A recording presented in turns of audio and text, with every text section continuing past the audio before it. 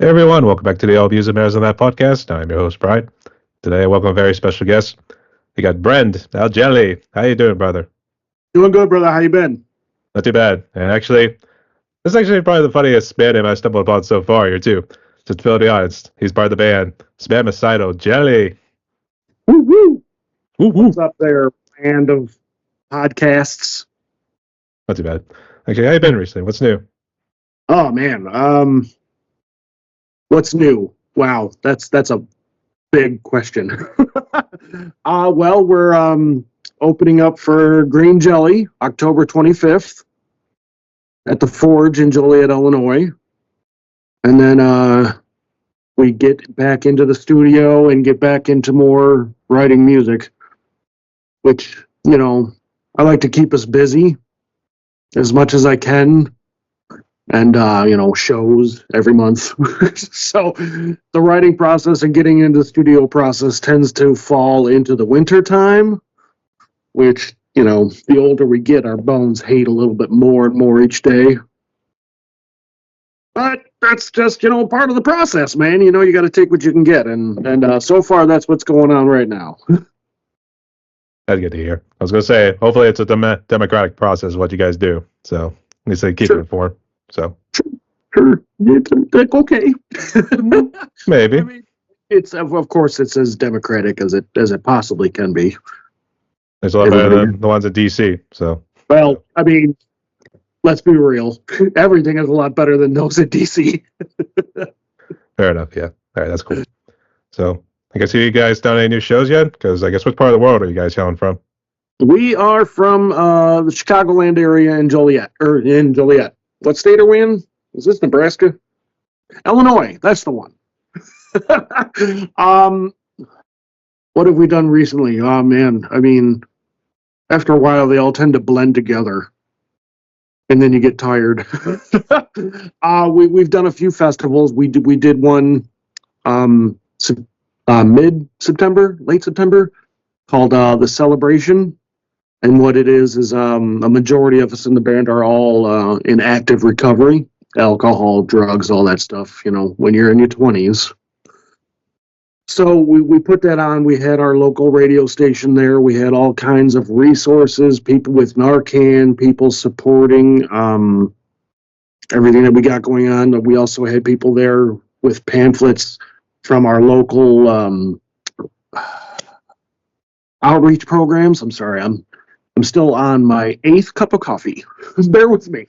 But there was all kinds of people there with offering up free resources to those who, were in active addiction, homeless, depression, just all kinds of stuff like that. And we do that every year, and it was a huge success this year. Every year we end up giving thousands and thousands of dollars to all the local charities that help out and do their thing. So that was the last thing we did. And then the month before that, we did another sober festival called Postock, where it's a big whole day thing. There's music throughout the whole day, food. Again, kind of like the same thing as Celebration, but more of a relaxed atmosphere, I guess. Not so we're at a show, we're at a venue, sucking your guts, we're the Ghostbusters kind of thing, It's kind of like if Woodstock didn't have drugs.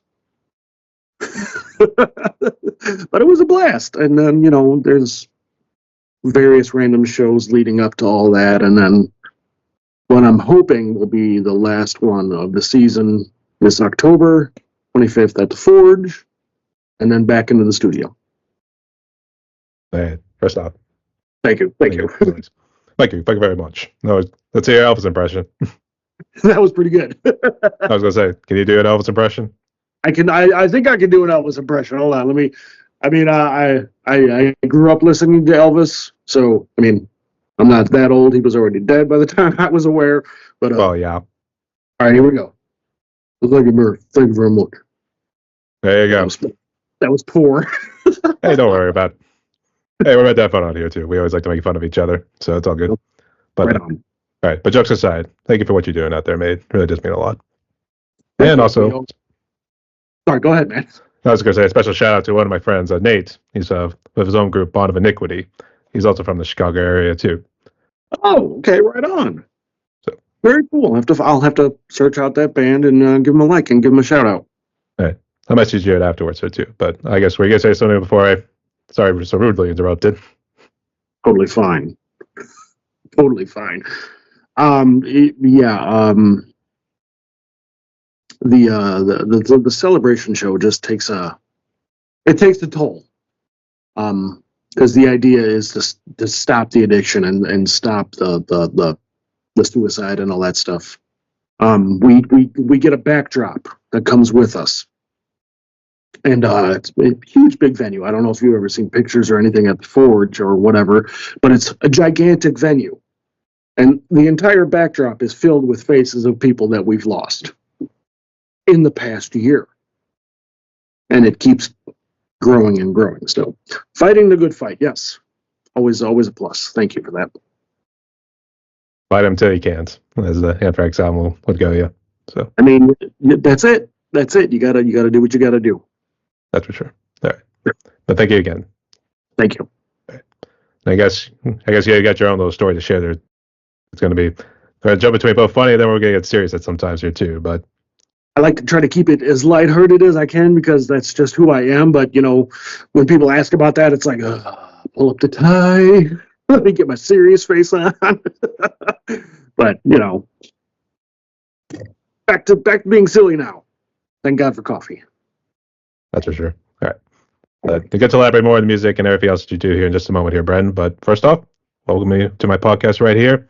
So the way it's going to work is, got the questions I sent over to you. So let's get to know the man behind the music, as well as the band, as well as the individual as well here too. So, are you ready? I'm as ready as I'm going to be, bro. All right. So start back in the beginning here. So when you were just a wee lad, I guess, how'd you become a musician? And I guess, what's the story about picking up the instrument? Wow. Okay, well, my brother, who was the elder, he had always done drum corps, which is probably, I don't know if you know what drum corps is. It's like the marching band at the football game, but on a grander scale. So my dad would take me to go and travel and see his shows and everything. Well, he was a drummer, so I'm like, okay. And I guess music was just there from the beginning. I would listen to early Police. My mom always had Roy Clark. My stepdad always had like Pink Floyd. And my dad was an old school jazz man. So you crumble that up and here it is. Right. So I guess what really got me wanting to be more interested in pursuing something musically, this is probably the most ridiculous thing you'll ever hear, but TV shows. the theme songs mainly. So I would, watch MASH, all these old school shows, Cheers, and I would try to learn the theme songs. And at this point, I had this Sears top of the line guitar, and it had a 9-volt built-in speaker sitting in the body, and I'd plug in my little 9-volt battery, and I'd go to town and figure these things out. And that's what just really kind of spiraled everything out of control. And then not long after that, maybe 5-7 years, give or take, I got my first Ibanez.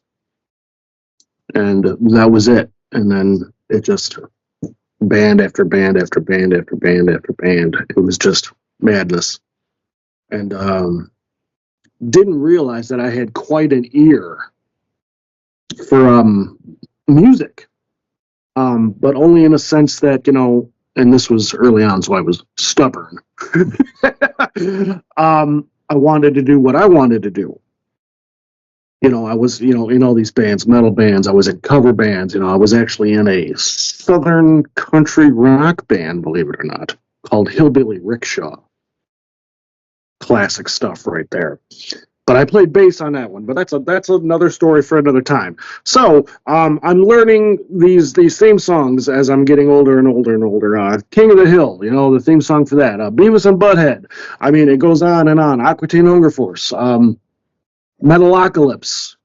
but I would hear the note and I would recognize the note and just know it.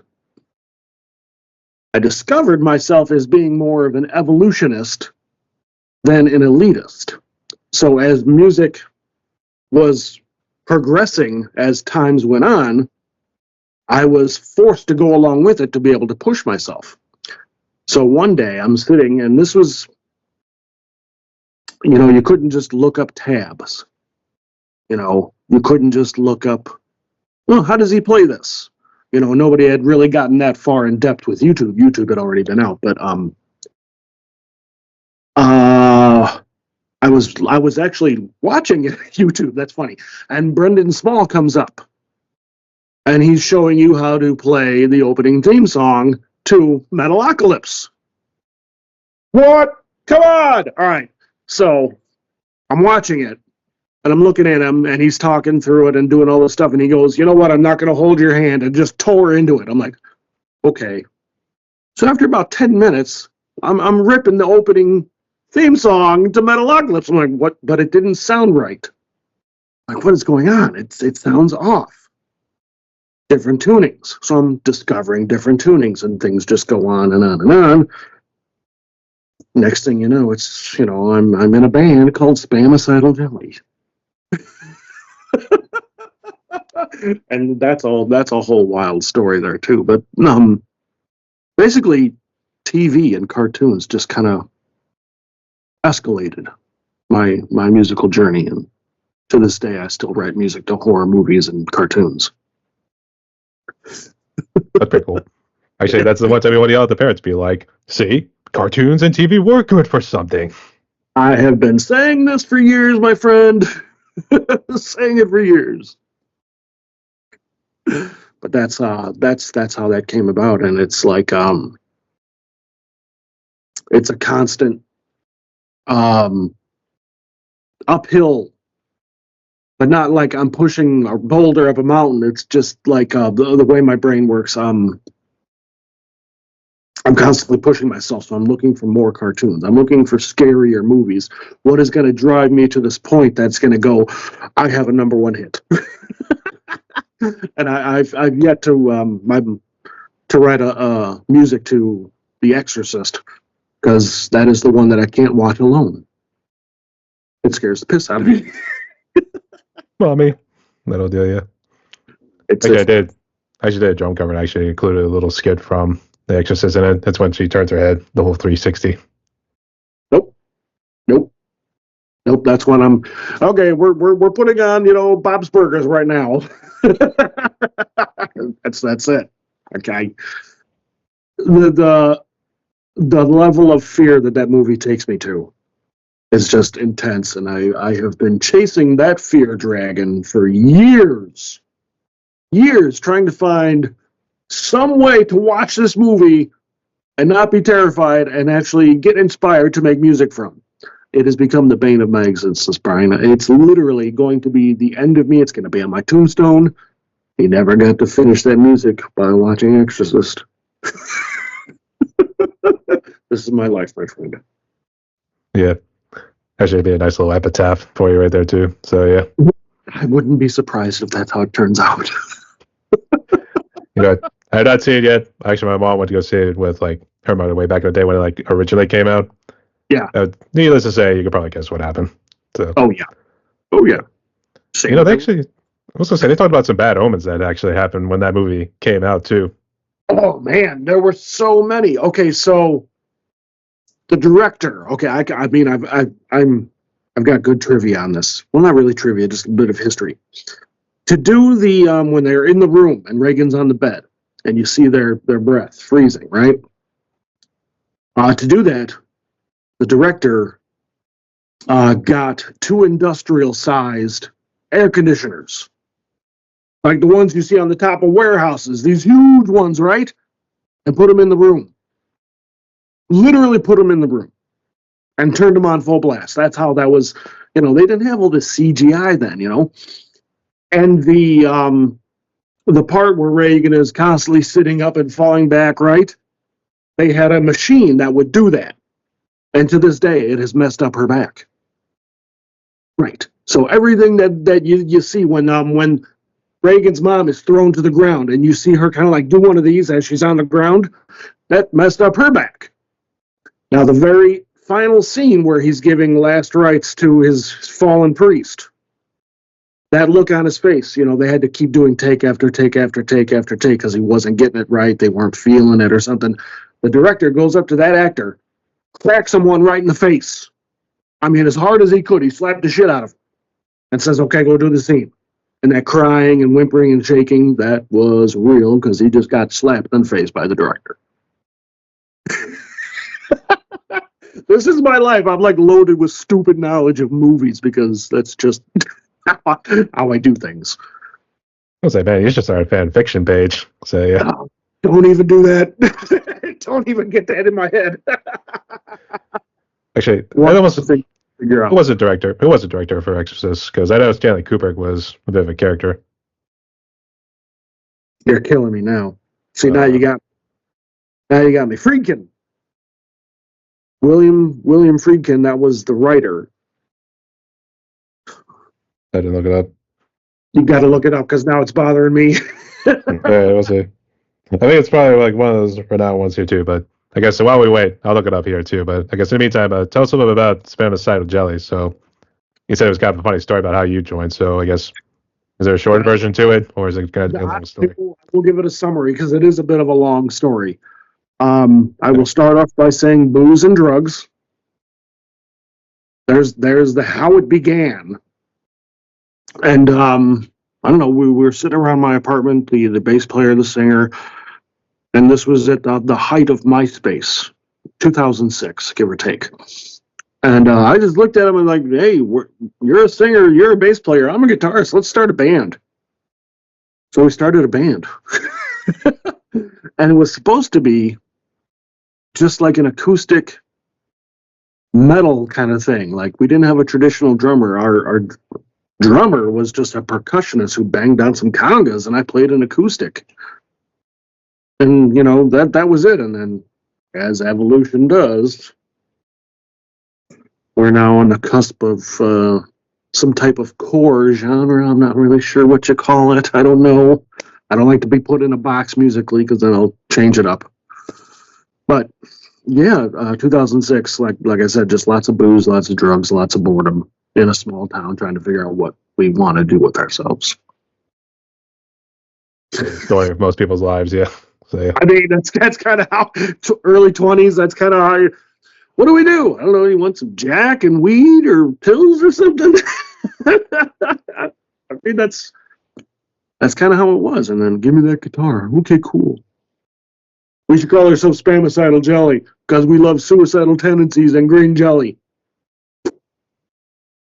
I was saying that at least explains where the name came from here too, because I was trying to figure out where they get the name from, because that's something. Well, we know we wanted something stupid, because naming a band is stupid. It's just the idea of a band name. I mean, sure, maybe that is going to offend somebody, so I apologize, but a band name is just silly, But you got to have that, right? You got to have that. So we're sitting around and we're drinking coffee for about 5 or 6 hours. No lie. And we're just writing down dumb stuff. And our singer goes, well, I love Suicidal Tendencies. Have you heard the new Suicidal Tendencies album? And I was just grooving out in my head to Three Little Pigs. And I'm just like kind of doing this. And he's like, what's in your head? I'm like, have you heard that Green Jelly tune, Three Little Pigs? And he's like, Green Jelly. I'm like, yeah. He's like, and I don't know how it came to it. Well, we should be called Spamicidal Jelly. And we've been haunted by it ever since. I mean, I thought it was going to be putting 1 and 2 together, it'd be like Suicidal Jelly or something. So we've been called that. We've been called Spermicidal Jelly. Which, if you look at us, if you look us up on YouTube, it'll ask you, did you mean Spermicidal Jelly? So we're kind of helping each other out in that action. It was just kind of, like I said, names are stupid, and we wanted something stupid, but we also wanted something that people are going to look at and go, what is that? How do you say that? I got to see these guys. I mean, yeah, if it's about good marketing, then I mean, hey, it worked. That's all that I matters. mean, I don't know how, but it did, and it was fantastic. And we've been riding that wave for 20 some odd years. It's Yeah, we're doing been, something right. I mean, I'm clearly doing something right. Somebody tell me what it is that I'm doing right. No? Oh, all right, that's fine. That's it. You're making good music. That's all that matters. So yeah. It's true. We try. Thank you, though. We try. Actually, I got a kick out of your album. Who Loves Bacon? So yeah. Recorded poorly. I mean, in the essence of the garage demo is what we try to achieve for that, and I think it came across fairly well. But now we're in a proper studio with all these bells and whistles and cool little knobs. And then what's that? Don't touch that. You know, you look over. Don't push the red button. Don't push the red button. Exactly. You look on the wall and there's, millions of dollars worth of equipment. You look over here, there's guitars on the wall with strange scribblings on them. Like, what's that? He's like, that's John Entwistle's autograph.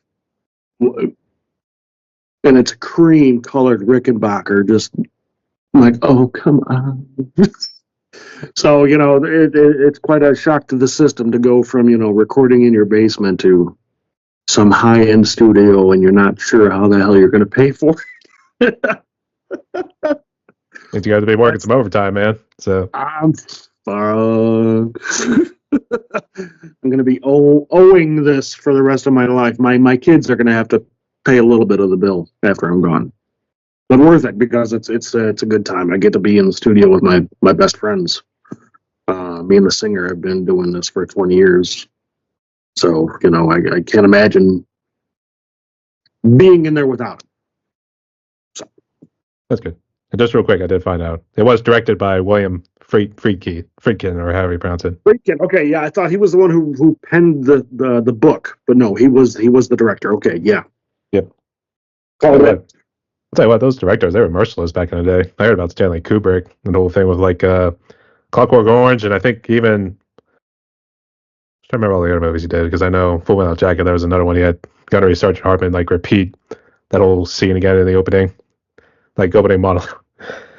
Actually, doing the whole drill sergeant deal. So I think he had them like do like 20 or 30 times. There's a funny story with that one. R. Lee Ermey. He was not the original actor.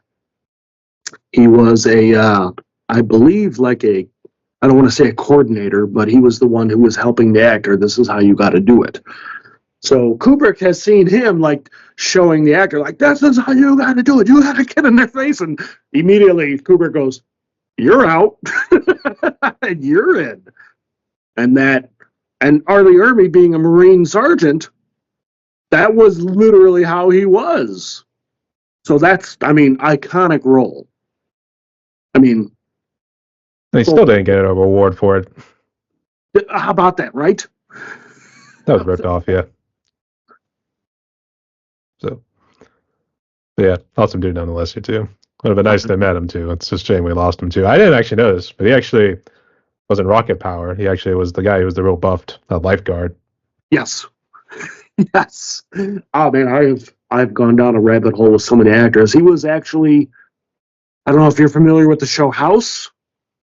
I know of it, but is this a TV show? The guy who walks with a cane, he's real smart, but he's also kind of like real, egotistical or something? Quite. Brilliant doctor, complete asshole to everybody. There's an episode where his parents come to visit him, and his dad is R. Lee Ermey.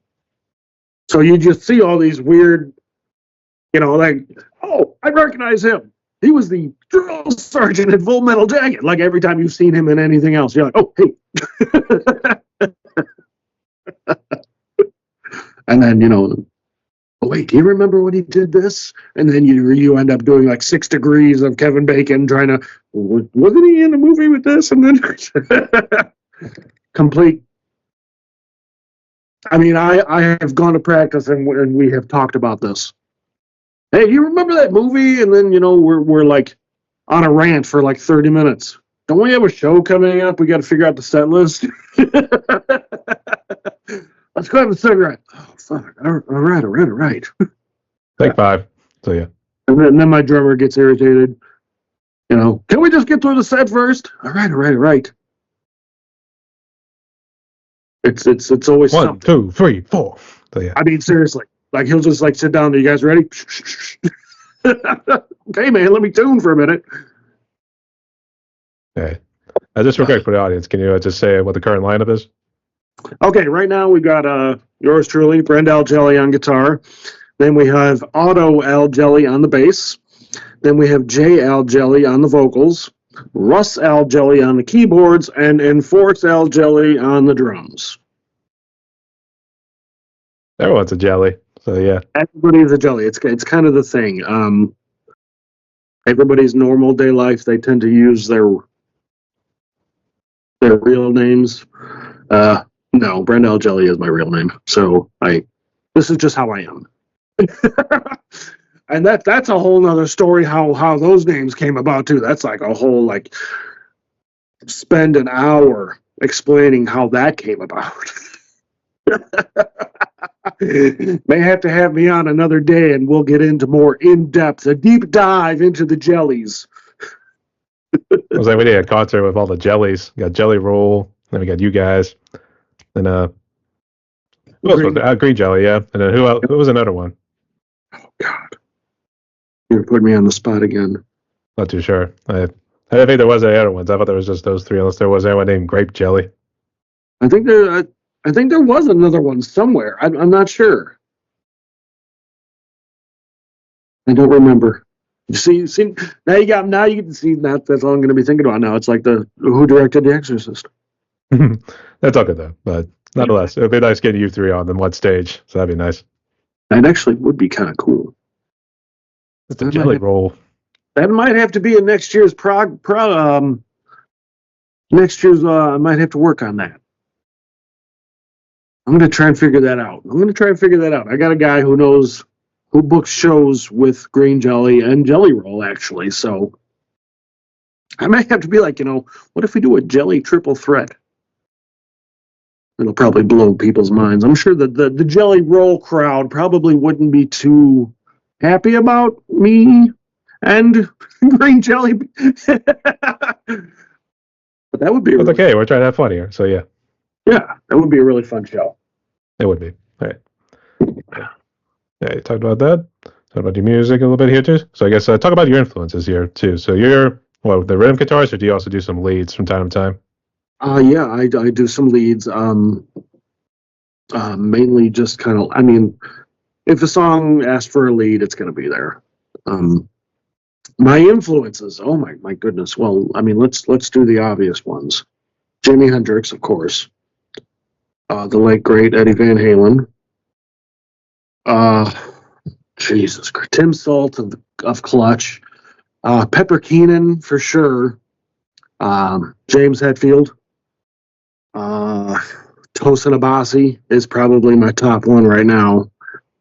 Trying to figure out how he is able to do things has been like weeks trying to figure things out. Tom Morello of Rage Against the Machine. Oh my goodness. Chuck Berry. Angus Young. Buddy Guy. I mean, I have a mishmash of people that I just go, I like what he's doing here. Well, I like what you're doing there. Well, give me some of that from over there. And I just put it into a nice ball and just kind of blend all this together. And, there's some weird blues, metal, core kind of prog thing going on.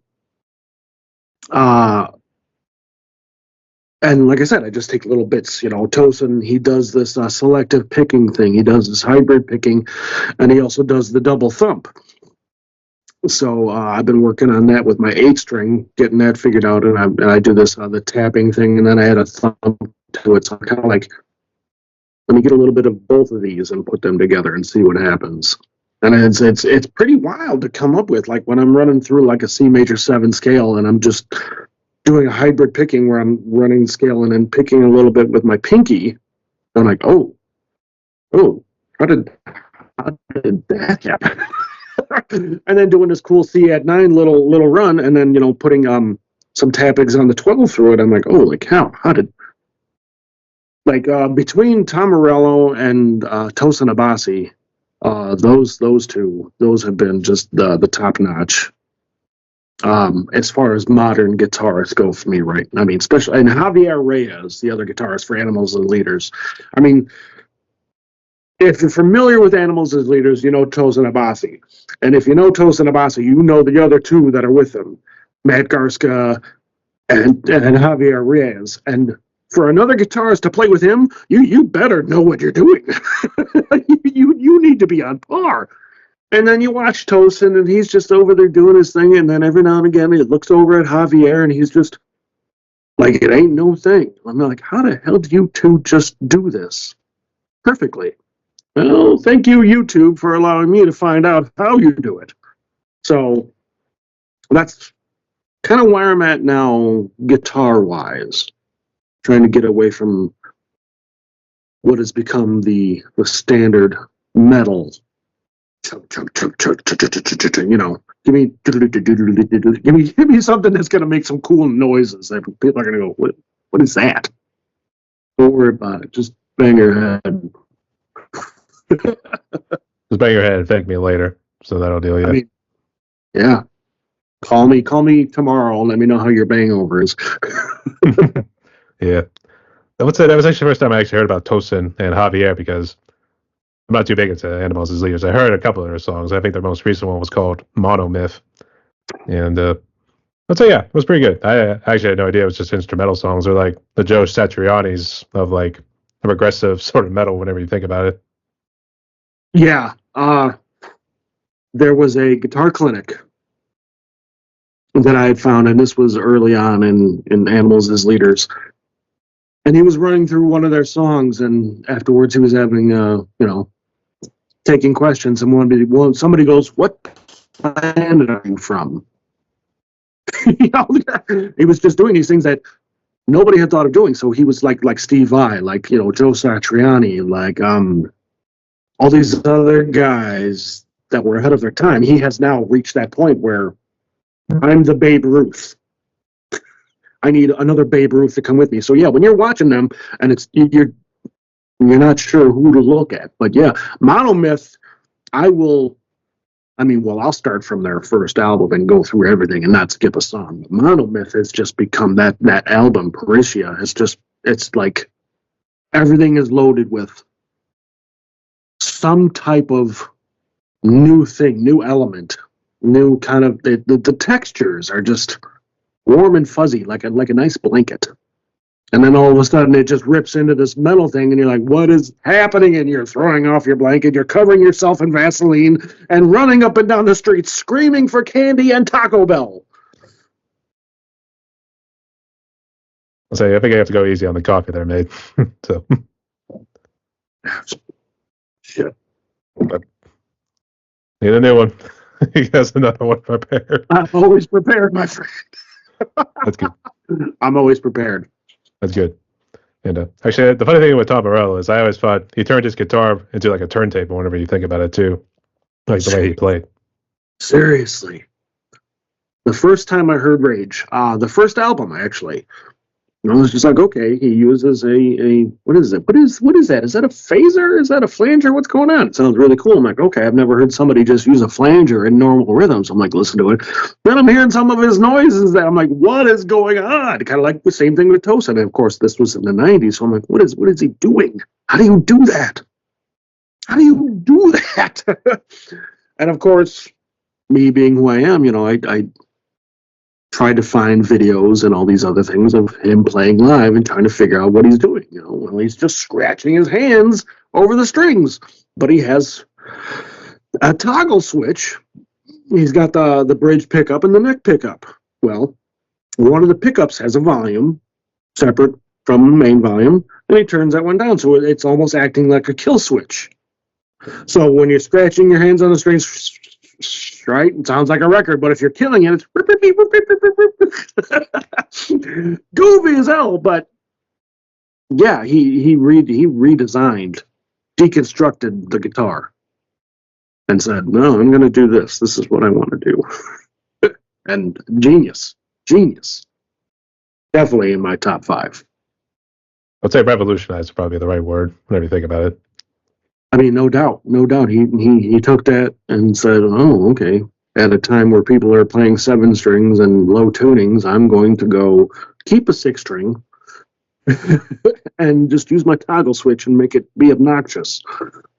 And it was. It was very obnoxious, but the moment you hear that opening track, Killing in the Name of, you know exactly who that is, and you go, oh, Tom Morello.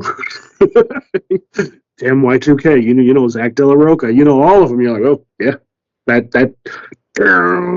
drop D, you're just like, oh, that's fire. It's gonna get rowdy.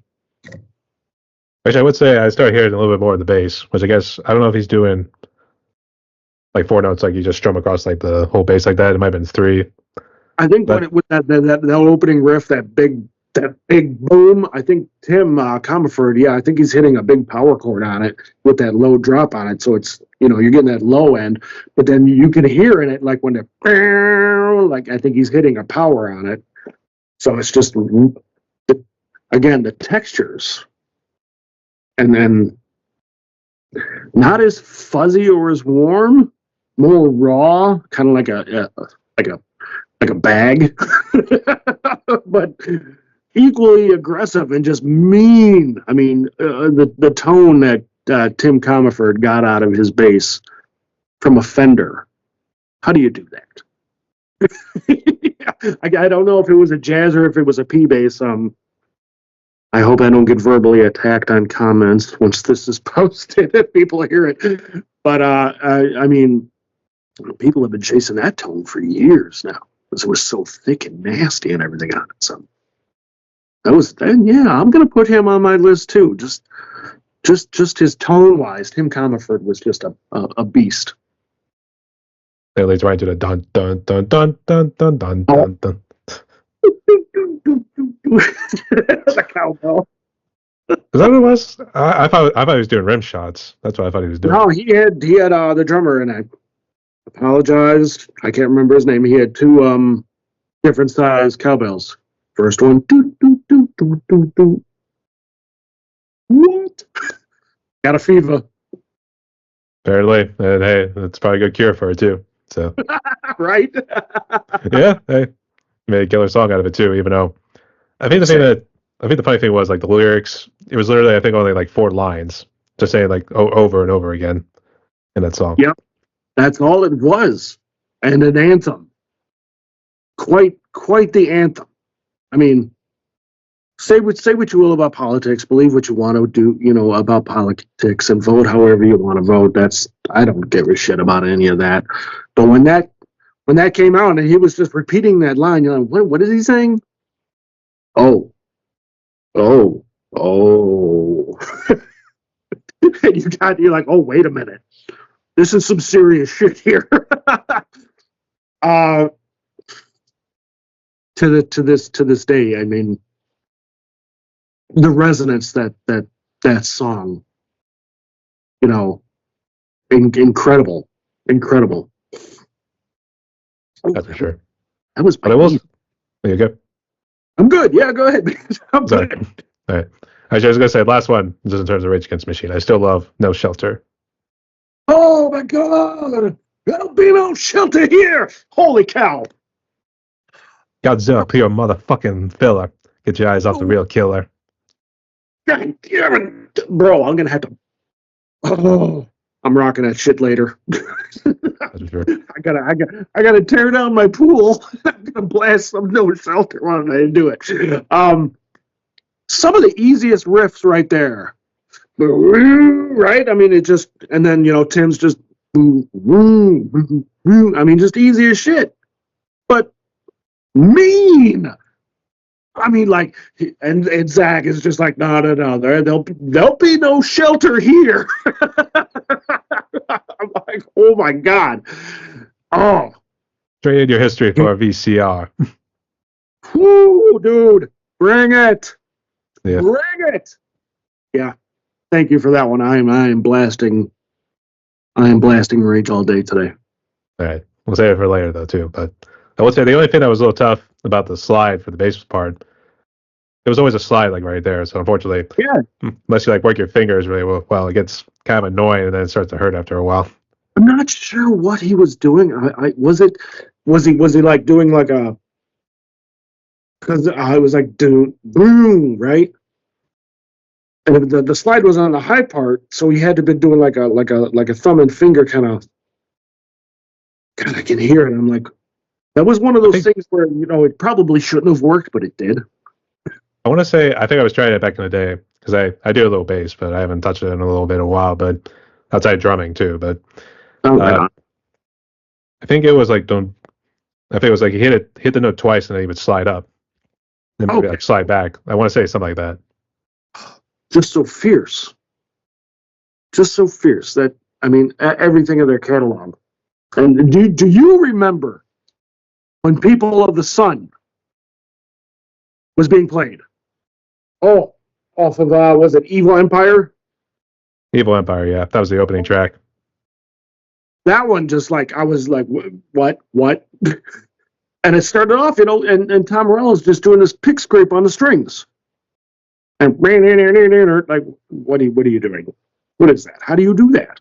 And to this day, I still cannot capture it correctly. I don't know if it's his pickups, his guitar, his whatever he's got going on with his pedal board, but I'm like, what are you doing? What are you doing? Just and I'm like, beyond irritated by that one. I will say, as good a song as that is, you can't deny Down Rodeo.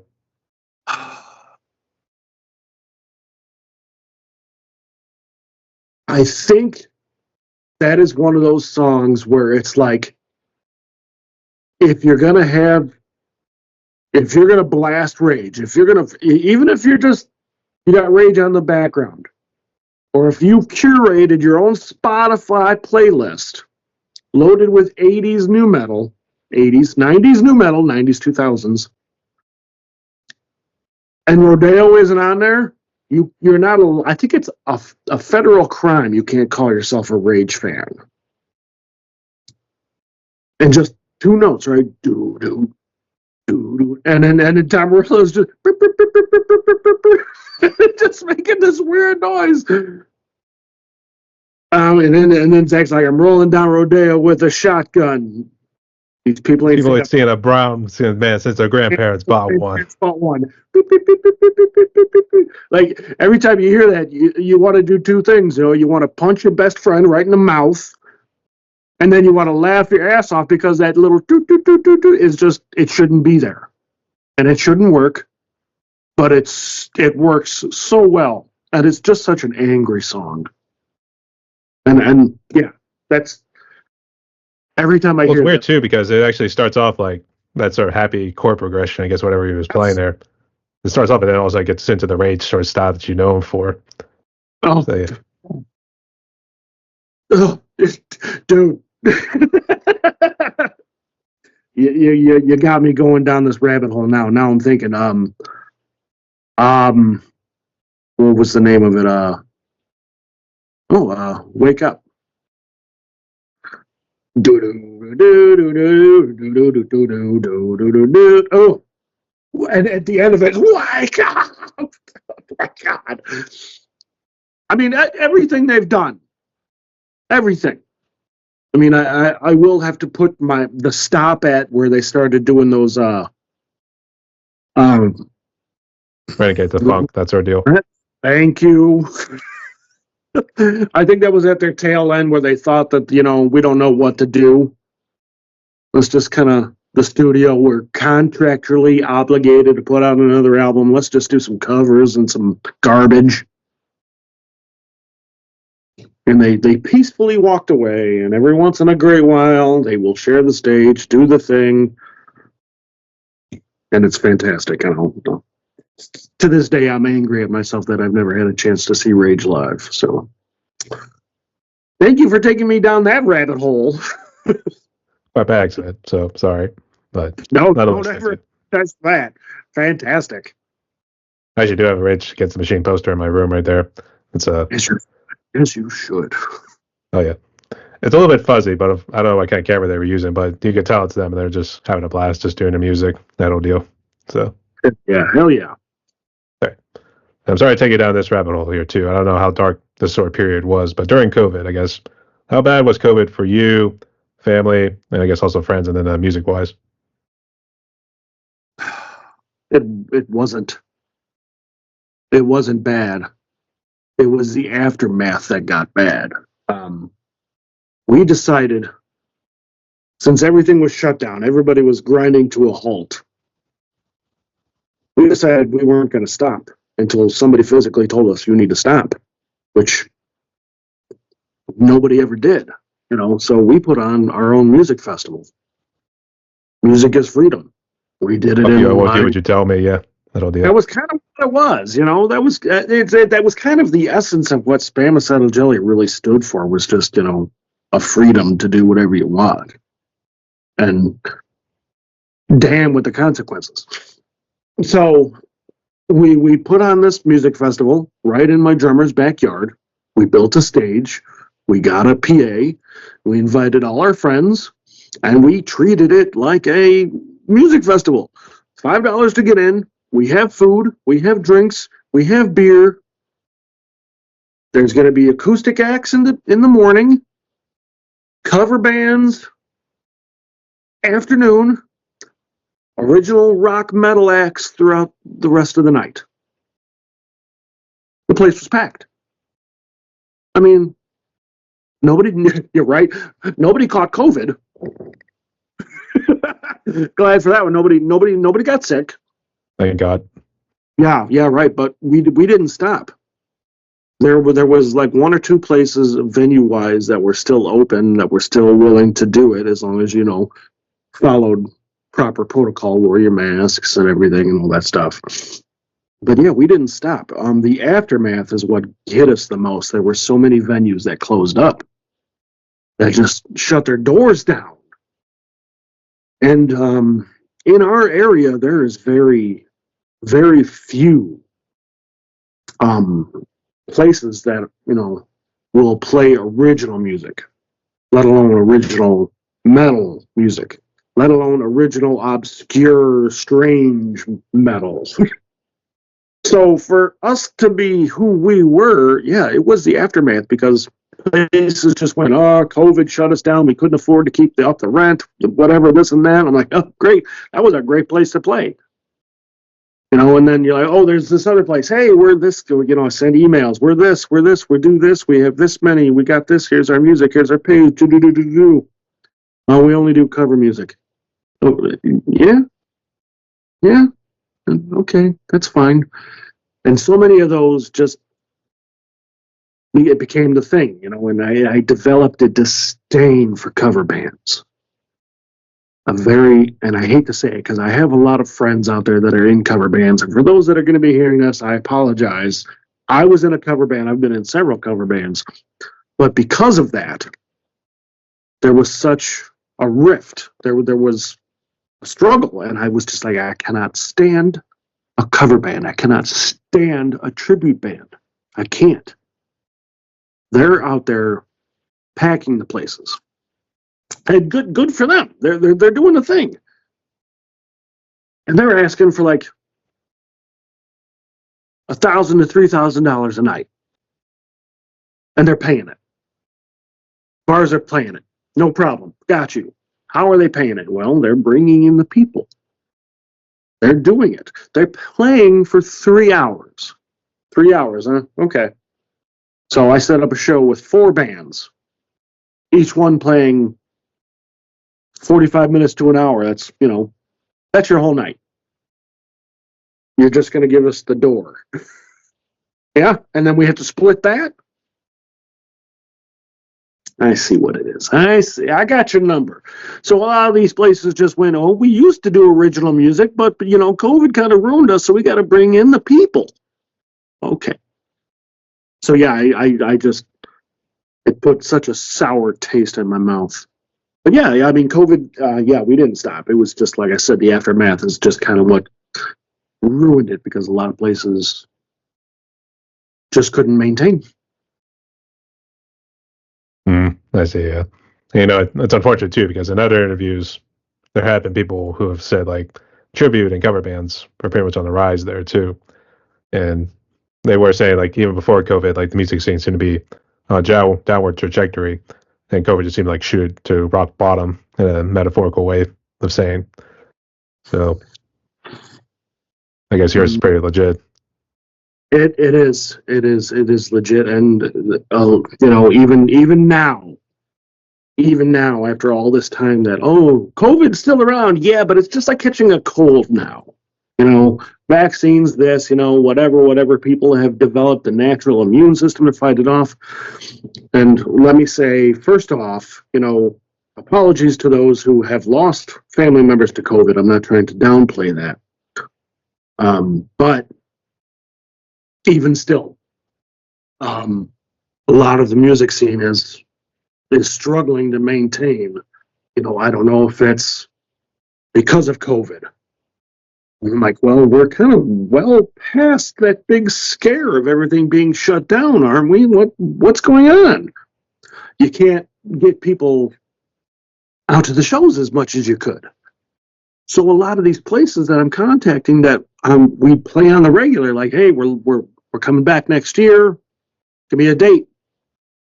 3 weeks later, haven't heard anything back. Like, what the hell is going on? What is happening? I'm struggling to book shows because of fear that happened 5 years ago. Was it 5 years ago?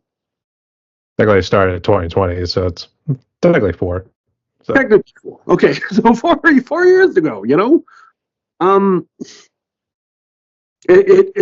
It damaged the scene, but you didn't know it until everything was. Restrictions are fine. Go ahead and go out. Well, and do what? All these places closed, and then you still have those people that are scared to death to be out in public. The ones who are driving alone in their car wearing their mask. What are you doing? You're the only one in that car. Take off your mask.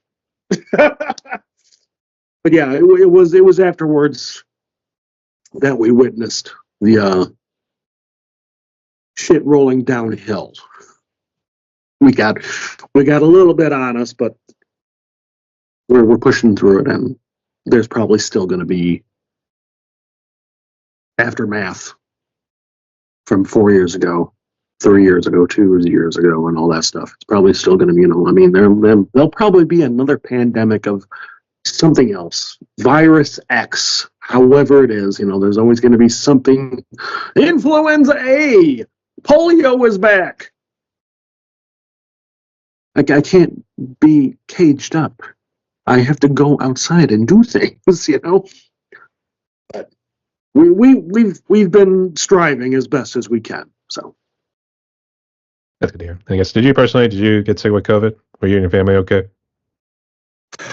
My brother had got COVID twice. I caught it once, had it bad. It was like the flu truck ran me over. And I was laid up for about 2 days. And finally, on day 3, I was able to actually crawl out of bed and be like, oh, took another COVID test, seen that I was, not contagious, didn't have it. So I'm like, okay, I'm going to finally go out. My room at the time was smelling of old sweat. So I'm like, I gotta get out of here. It stinks of COVID in here. But no, I only had it that one time. A couple of other friends have had it. There was a bass player of ours at the time. Her grandmother had passed away from COVID. So you see it. And you don't realize how serious it is until it's like close to home. It's like the flu. COVID isn't real. I'll just do this. Yeah. Okay. I know people who have lost family because of that, But no, other than that, I've been sicker with other things. but I only had a fever and body aches with it. There was no nasty cough. There wasn't anything where I was like, bits of lung were coming up. It was just like, it hits everybody differently. So, but here we are. I'm still standing here. That's all that matters. So yeah. Hell yeah. That's good.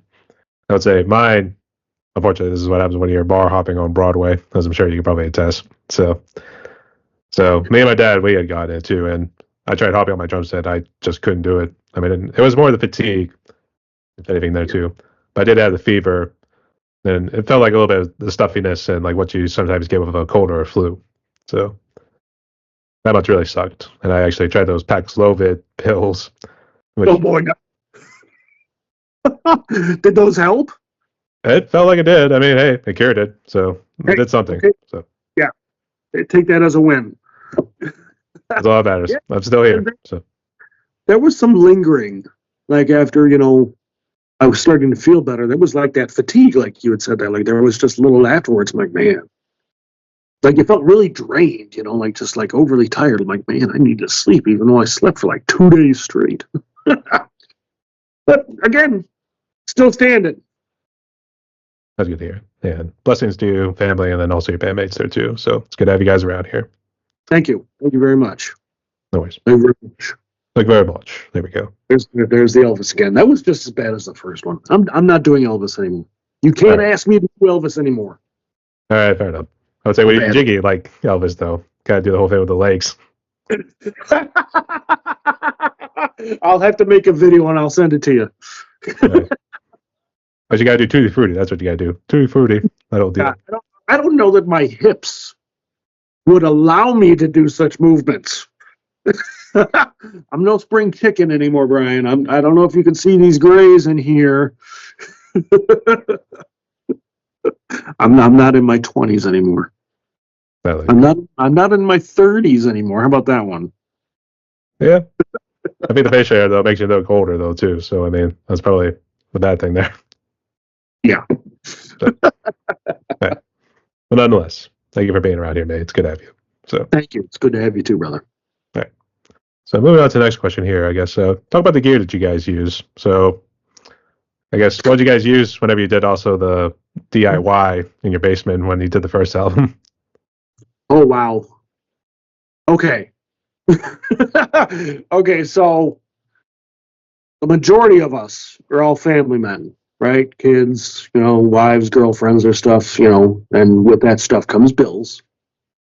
So we can't always afford the top, but we strive and make the best with what we got. For a while, I was playing a Line 6 Spider 4 digital head, 100 watts, and my cabinet, I have no idea what it is because it's literally from the 60s.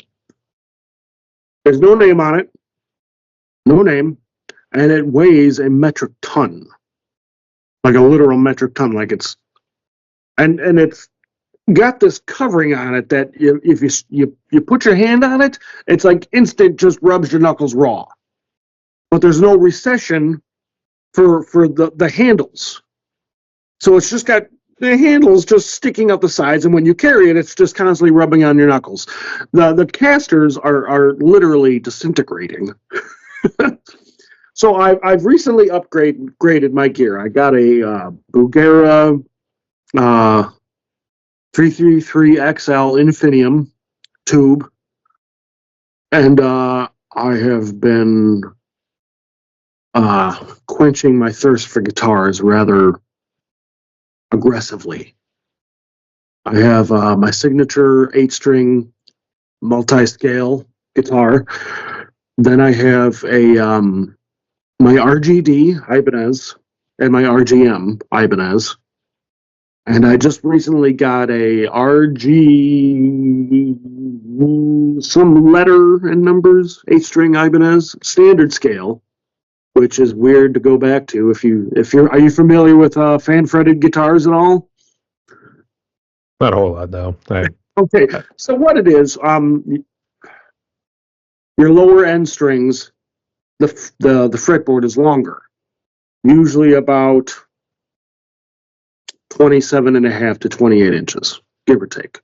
And of course, the higher end strings are the normal scale length. So your fretboard is at angles, literally like a fan. So you have more options for lower tunings and doing other sorts of things. So I started playing those. And my fear was, I'm like, oh, this is going to take a while to get used to. And I'm talking to some music guys and some, builders and all this other stuff. I says, what is the learning curve with an extended range multi-scale guitar? They're like, about 5-10 minutes. What? Oh, sure. So, of course, at the time, I had to get the most expensive Ibanez. Yep. Yeah. It's like, time out. You tell me 5 to 10 minutes, that whole deal. So, yeah. At the time. Okay. That's part of the story, too. Okay, so backtrack a little bit. I was gifted what appeared to be just a standard Les Paul, but it had EMGs in it. I'm like, but it's got this wrap on it. It just looks like something you would buy at a garage sale. I mean, it was a nice looking guitar, played well. I'm like, it looks like just a Les Paul standard. So, I take it home one day. Let me speed up a little bit. I take it home one day and I tell everybody, I says, I'm going to take this wrap off. I'm going to sand it down and I'm going to do a nice cherry stain on it and it'll look cool. Yeah, okay. I get home and I'm ripping this thing off and I'm seeing colors underneath this wrap. What the hell? And it's a familiar color. Like, I recognize this color. And then I'm getting further. I'm like, and there's a pattern. I'm like, oh, I really recognize this pattern. What is this? And I look at the headstock. I'm like, okay, if this is some hidden signature model guitar, somebody's name is going to be at the headstock. So I'm peeling off the wrap at the headstock. And right at the truss rod cover, there is a name there. And it said Zakk Wylde. I had his signature Buzzsaw Les Paul custom given to me for nothing that had this wrap on it. Dude had no idea what it was. I sold it for $2,000. I had it listed for $25,000. I took that $2,000 and I says, I'm going to buy this RGD. At the time, it was the top Axion Ibanez model. Fishman pickups, the whole 9 yards. And then here we are now. So these guys are telling me, 5 to 10 minutes to figure this thing out. No big deal. Right? Hold on. I get it. Not even 5 or 10 minutes. I'm just playing this thing like it's natural. So the way that they have the fan frets worked, it's ergonomically correct. So as you're up here, your hands are falling natural into that position. And as you go down the neck, your hands will follow that natural position. So that's mainly all I play now. My signature model's fan fretted, 8-string. My other two Ibanez's are fan fretted, and then I got this new 8-string, and it's a standard scale, not fan fretted, and I'm fumbling. I'm fumbling all over this thing. Like, what am I doing? This is a standard thing. It shouldn't be this hard. But it was jarring going from, I'm like, okay, so most of our songs are written, drop C or D standard and just on my normal guitars. And I'm rocking out on my signature model. I'm like, okay, this thing is, yeah. 8-string, boom, just low, E1 tuning, nasty, right? My new Ibanez comes in. I'm like, whoo, standard. Messed me up for about an hour. But that's what's going on with my gear right now. My keyboard player, he went on vacation to Nashville, foolishly had his keyboard with him and a lot of his gear in the back seat of his car. And out of the hotel, notices that the window is broken and all his gear is gone. Don't ask me what gear he plays. I don't know. It has keys on it. And there's flashy buttons. There's a red button on it. I know not to touch the red button. My bass player plays a Schecter 5-string. And it's got a beautiful neon green, like tentacles on it, like an octopus. And if you hit a black light with it right, it's like green. And I think my drummer plays a Pearl or Tama Ludwig. I'm not sure. Lots of cymbals. He's got Meinl cymbals, which are expensive. And they're all like brass, but they got these black lines on it. It's just metal as fuck, right? Just so cool. And then sometimes my singer will try to play the drums. And he tries to play like he's Alex Van Halen, right? The heaviest hand in drumming. And my drummer looks at him and says, "You break any of that, you literally bought a new set." But right now I got my Buchera. I'm looking at a Randall amp, a Randall 412, 240 watts. And then I'm getting Tosin Abasi's signature model when he was with Ibanez. So that will be hung on the wall. That will be on the wall of don't touch these things, and no kids are allowed within 10 feet of it of their sticky fingers. So yeah, we put that Hard Rock Cafe right there. Yeah. I'm looking at I have an at work. Me and my lady we're remodeling our house starting next year, so things are kind of a wreck, or else I'd give you the grand tour. But there's an empty wall, and every morning I look at it going, "I'm gonna put guitars on that son of a bitch." She doesn't know it, but that's probably what's gonna happen. And the first one is probably going to be the Tosin when he was with Ibanez. So, but yeah, that's my gear and my strings. Ernie Ball, skinny top, heavy bottom. Hybrid said, "Hey yo, skinny top, heavy bottom. I like a thick low end, my friend." Like, and I got thick. Yeah. I guess it's got to be thick, and I use my. I'm endorsed by Rattlesnake cables. Rattlesnake. So I use that for going from my head to my cab. I got my own custom picks.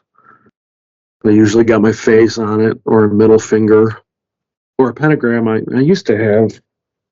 Those are all wiped clean. But that's my gear right now, and I use a 10-band EQ equalizer, and a Dunlop spring-loaded wah pedal, and just the natural organic distortion that comes out of the Buchera. So that's my gear as of now, going into the studio this winter. And it's gonna be mean as fuck. It's gonna be so bad. So yeah. Can't wait. Yeah. I'm about to say, if your singer broke drum set, I'd be like, "You're gonna owe me a new drum set right here, motherfucker." That'll do. On his face, like he was ready to fight. Like he was ready. He was looking at him like, "I will pick up a motherfucker and hit you with a motherfucker." Like he was ready to swing people at him. It's actually that moment in the Step Brothers where Will Ferrell touches the drum set. Yeah, unfortunately, the actor's name escapes me. I'm sorry, I haven't seen that movie in ages. So now I gotta watch it today. Thanks, Brend. I gotta put that out today. Good movie after dinner. So yeah, really nice. Yes. Right. I'm figuring out the schedule as the day goes on here too. So that's all good. You're literally helping me here. I'm gonna listen to Rage Against the Machine to take down the pool, and then I'm gonna come in here and I'm gonna put on Step Brothers, and then my lady's gonna come home and go, "What'd you do today?" I talked to Brian, took down the pool, and put on Step Brothers. Okay, what do you want for dinner? Yeah, that sounds good. We're gonna put guitars up on the wall. That's got my. Hope it doesn't become a contentious point whenever you want to put the guitars up on the wall. So I need to be careful with that, though. I mean, I know she won't mind, but I got to drill holes into the wall and whatnot. I'm not. She wanted to put her china up there, yeah. I mean, God, no. The china's in the back room, and it's hardly ever taken out. And there was one time she's like, "Should we use the fine china for our salads?" I'm like, "Okay." And she brings out these plates that her grandmother gave to her mother, and her mother gave to her. I'm looking at it, I'm like, "This is a big ass plate." and we're just having salad, and I'm going to have to wash these and put them right back until 4 or 5 months later you decide you want to take them out again. But, I love my lady, so I'm just going to, she'll probably watch this. If I don't say I love her, she'll get angry. Don't get angry, honey. Good man. Hey, good man. Thank you. Love your woman. She'll probably say your word for deuce afterwards. I mean, I'll try. I'm going to try. Okay. We'll try. Okay.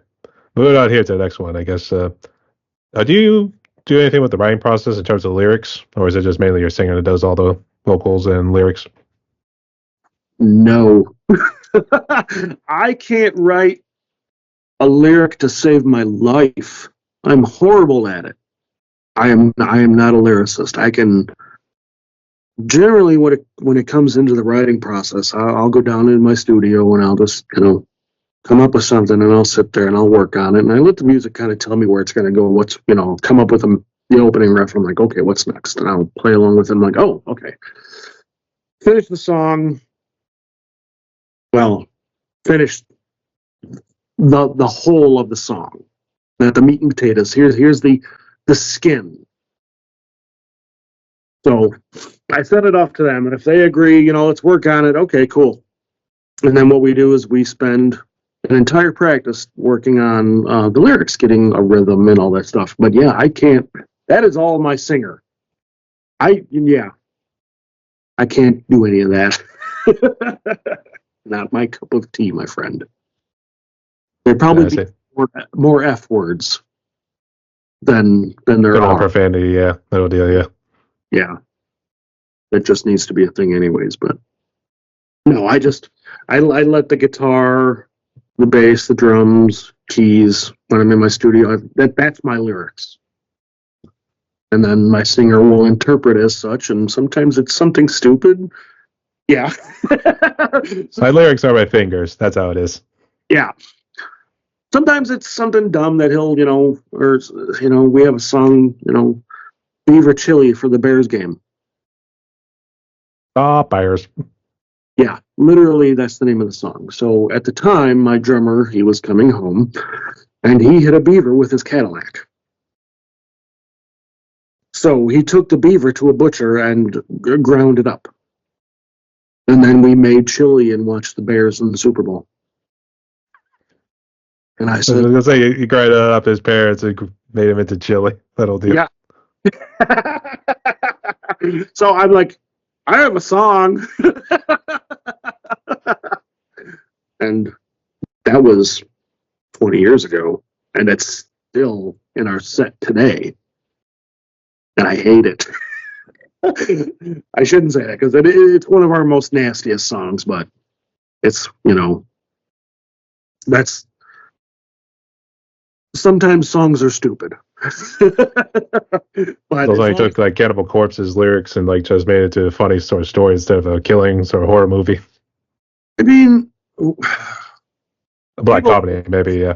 Yeah, people have always asked us, "What are your songs about? What is your singer saying? What is he singing about?" Well, rape, murder, drug abuse, all these things that are happening in the world constantly, and we're putting it out there. But we go from metal, we have jazz songs as well. And one of our jazziest songs is called Big Red Candle, and it's about this guy who stalks this girl, kills her, melts her body, and makes a big red candle. And it's a cool jazzy tune. You turned that into a jazz tune? Yeah. Well, yeah, jazz being the most violent genre there is.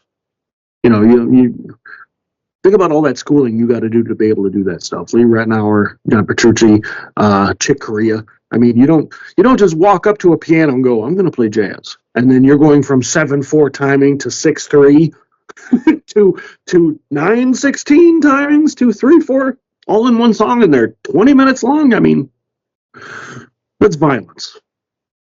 That's straight violence. Plus, I like to, if I'm writing something and I have an idea in my head, like, oh, this is going to be a very angry song, I just can feel it, low tunings. I'll start off with something soft and delicate and kind of almost like ethereal, and I'll just kind of, and it sounds so silly, but it'll take you on a journey. God, that's so cliche to say, but it just, the music will move you almost like a horror movie, you know. And not everything starts off with an axe to the forehead, you know. There's a girl walking down the street. Oh, that's how the horror movies start. Is it though? Well, sometimes, yeah. So it's kind of like, oh, she's walking down the street. It's nice and pretty, big open chords, nice, good C7 minor, you know, all this A sus, good stuff.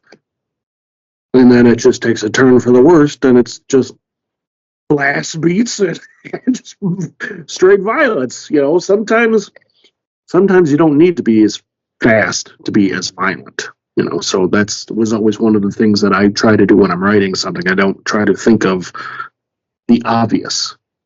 You know, jazz songs, blues songs can be violent. It's just all in a matter of how you hit the chord. It's all in a matter of how that word is said at that time, how the keys are doing this. What is the bass doing? You know, every single element is lyrics in a sense.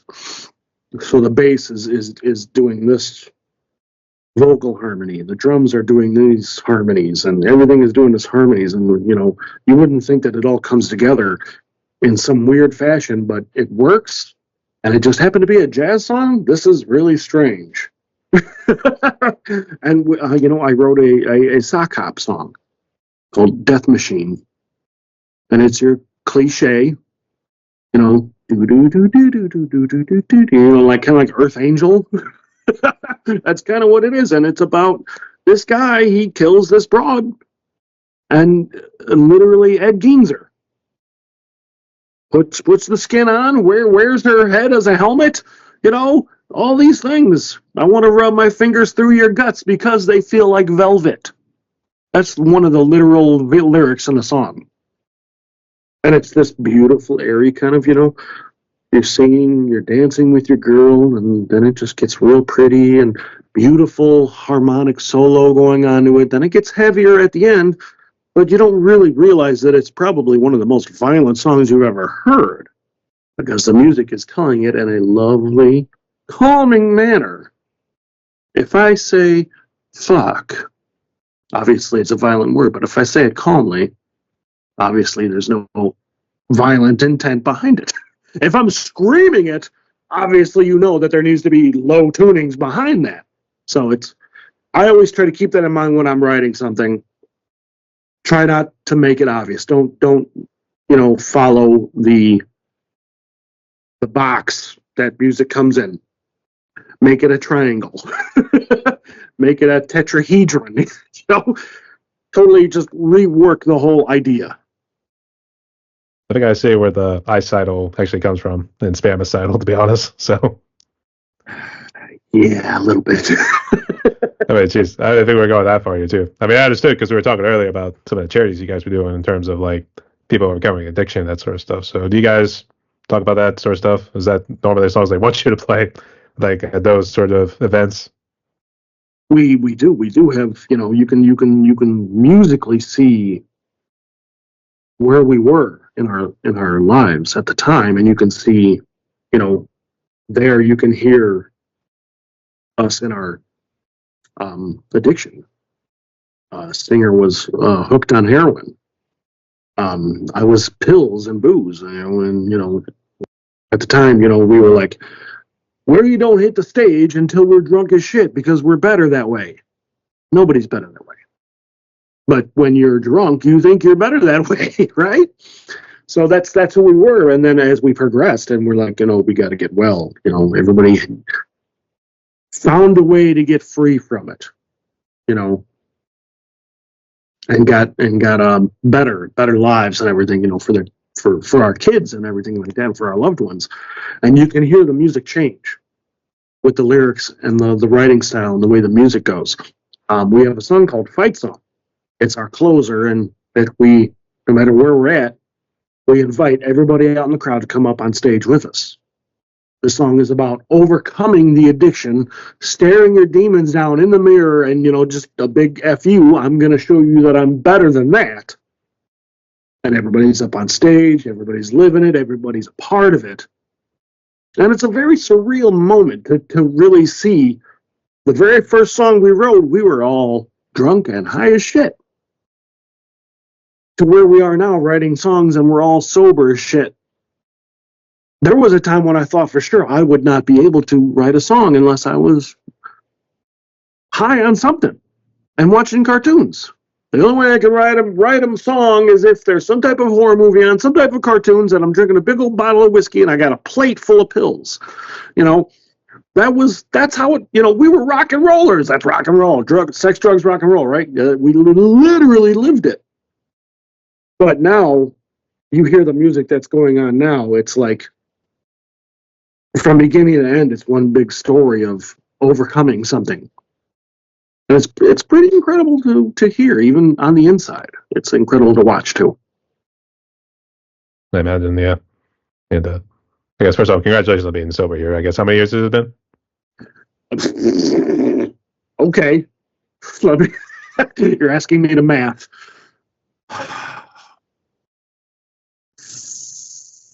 4 years plus a little bit, like a few months, but 4 years. We'll round it. 4 years.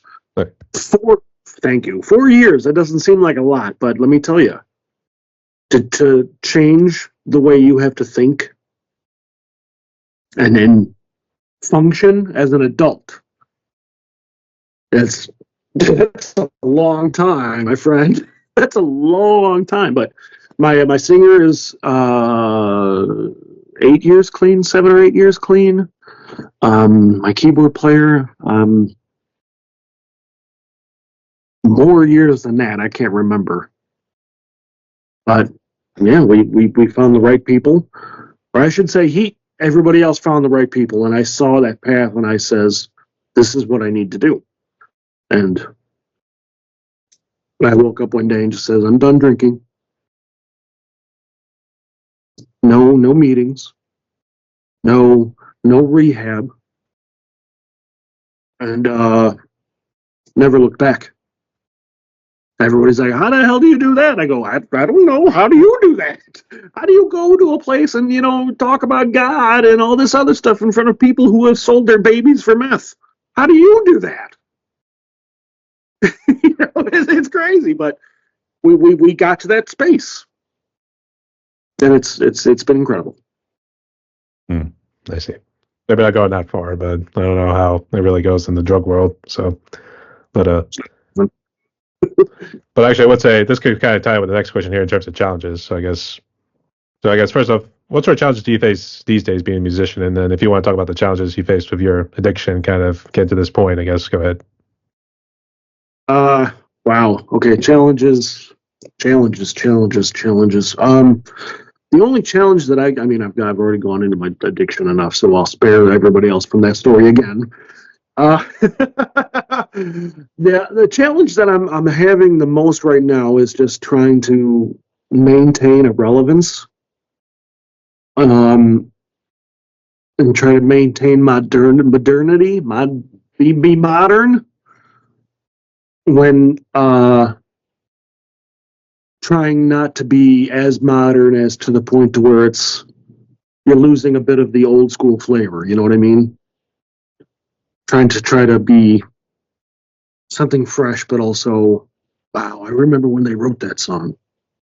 I want to keep my roots. That's what I want to do. Yeah. There it is. Remember who you are, but don't forget where you came from.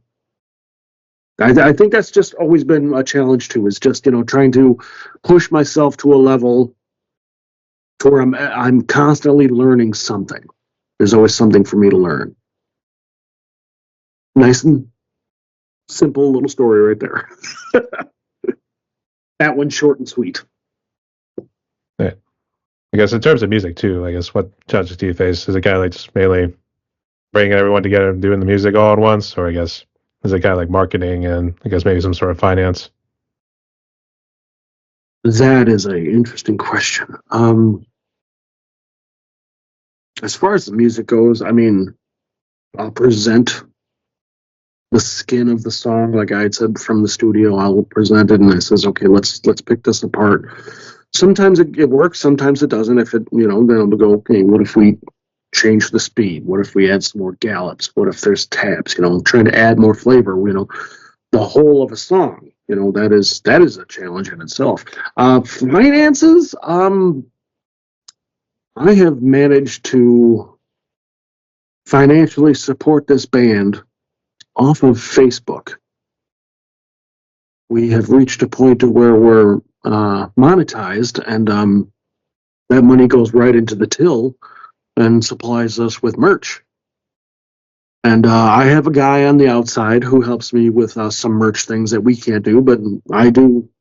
Me and my lady, we do the merch here in house. So there's no middleman for some of our stuff. Some other stuff I have to go to a different guy because we don't have the $2,000 plus machine to do those. Soon enough, though. Soon enough. But I mean, as far as like keeping everything rolling, keeping the gears all greased up and working together, I think it's important to recognize challenges regardless of what they are, and just know that you have the right people around you. You got the right guys in place that know that if there is some type of challenge musically, we're gonna overcome it no matter what it is. And that goes for garage bands to bands that are touring around the world 300 days out of the year. That's not us. I mean, if I was stuck in a bus with these guys for a year, there'd be blood on that bus. But I mean, challenges. I mean, everybody's got challenges. So I mean, it's just perspective, right? Is it what may be difficult for me may not be difficult for the next guy.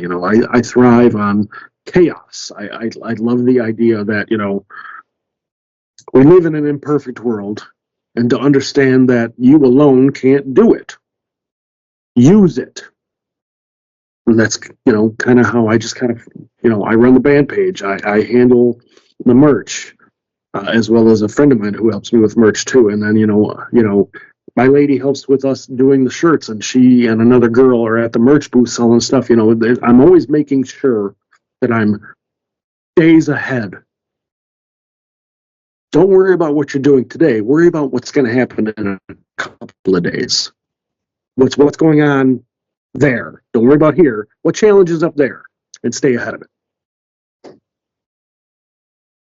I think I drank a little longer than I should have.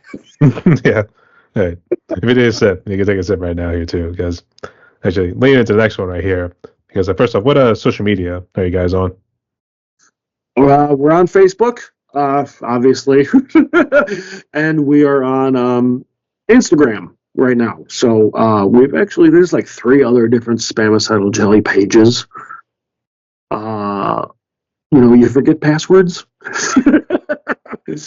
Band members leave, this and that, and then they have those passwords, and you don't talk to them anymore, or they don't remember the password, so you have to create another one. So, we were on. I was trying to get us on TikTok. TikTok's kind of hard for a guy older.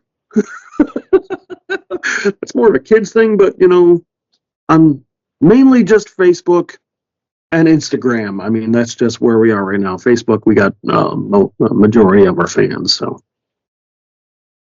yeah, that's actually how I found you was through Facebook, actually, and I think it was I don't know if it was the first band or which interview it was. It was one of those ones you hit like too, and I was looking at that. I was like, oops, Spamicidal jelly, and then probably look at artwork right there. Looks like a little cute little picture you probably see, like something you see on a kid's book or something. And then I was like, I'm a musician in a band, so it's 50-50. So it was worth a shot. Glad you did, man. I'm having a great time. That's good. And actually, I was kind of leading to this question here, too. I guess for those musicians in your neck of the woods and also on social media here, too, what sort of advice would you kind of give to them? And I guess from your experience, too, with even addiction. The best advice I can give you is don't quit. I mean, that's always a cliche, right? But it literally has become like the motto branded on my back. You push yourself. You get to a point where you're like, oh God, I got to practice tomorrow. Oh God, I'm not, you're not feeling it. You're not feeling it, or it's Sunday, and you don't feel like picking up your guitar.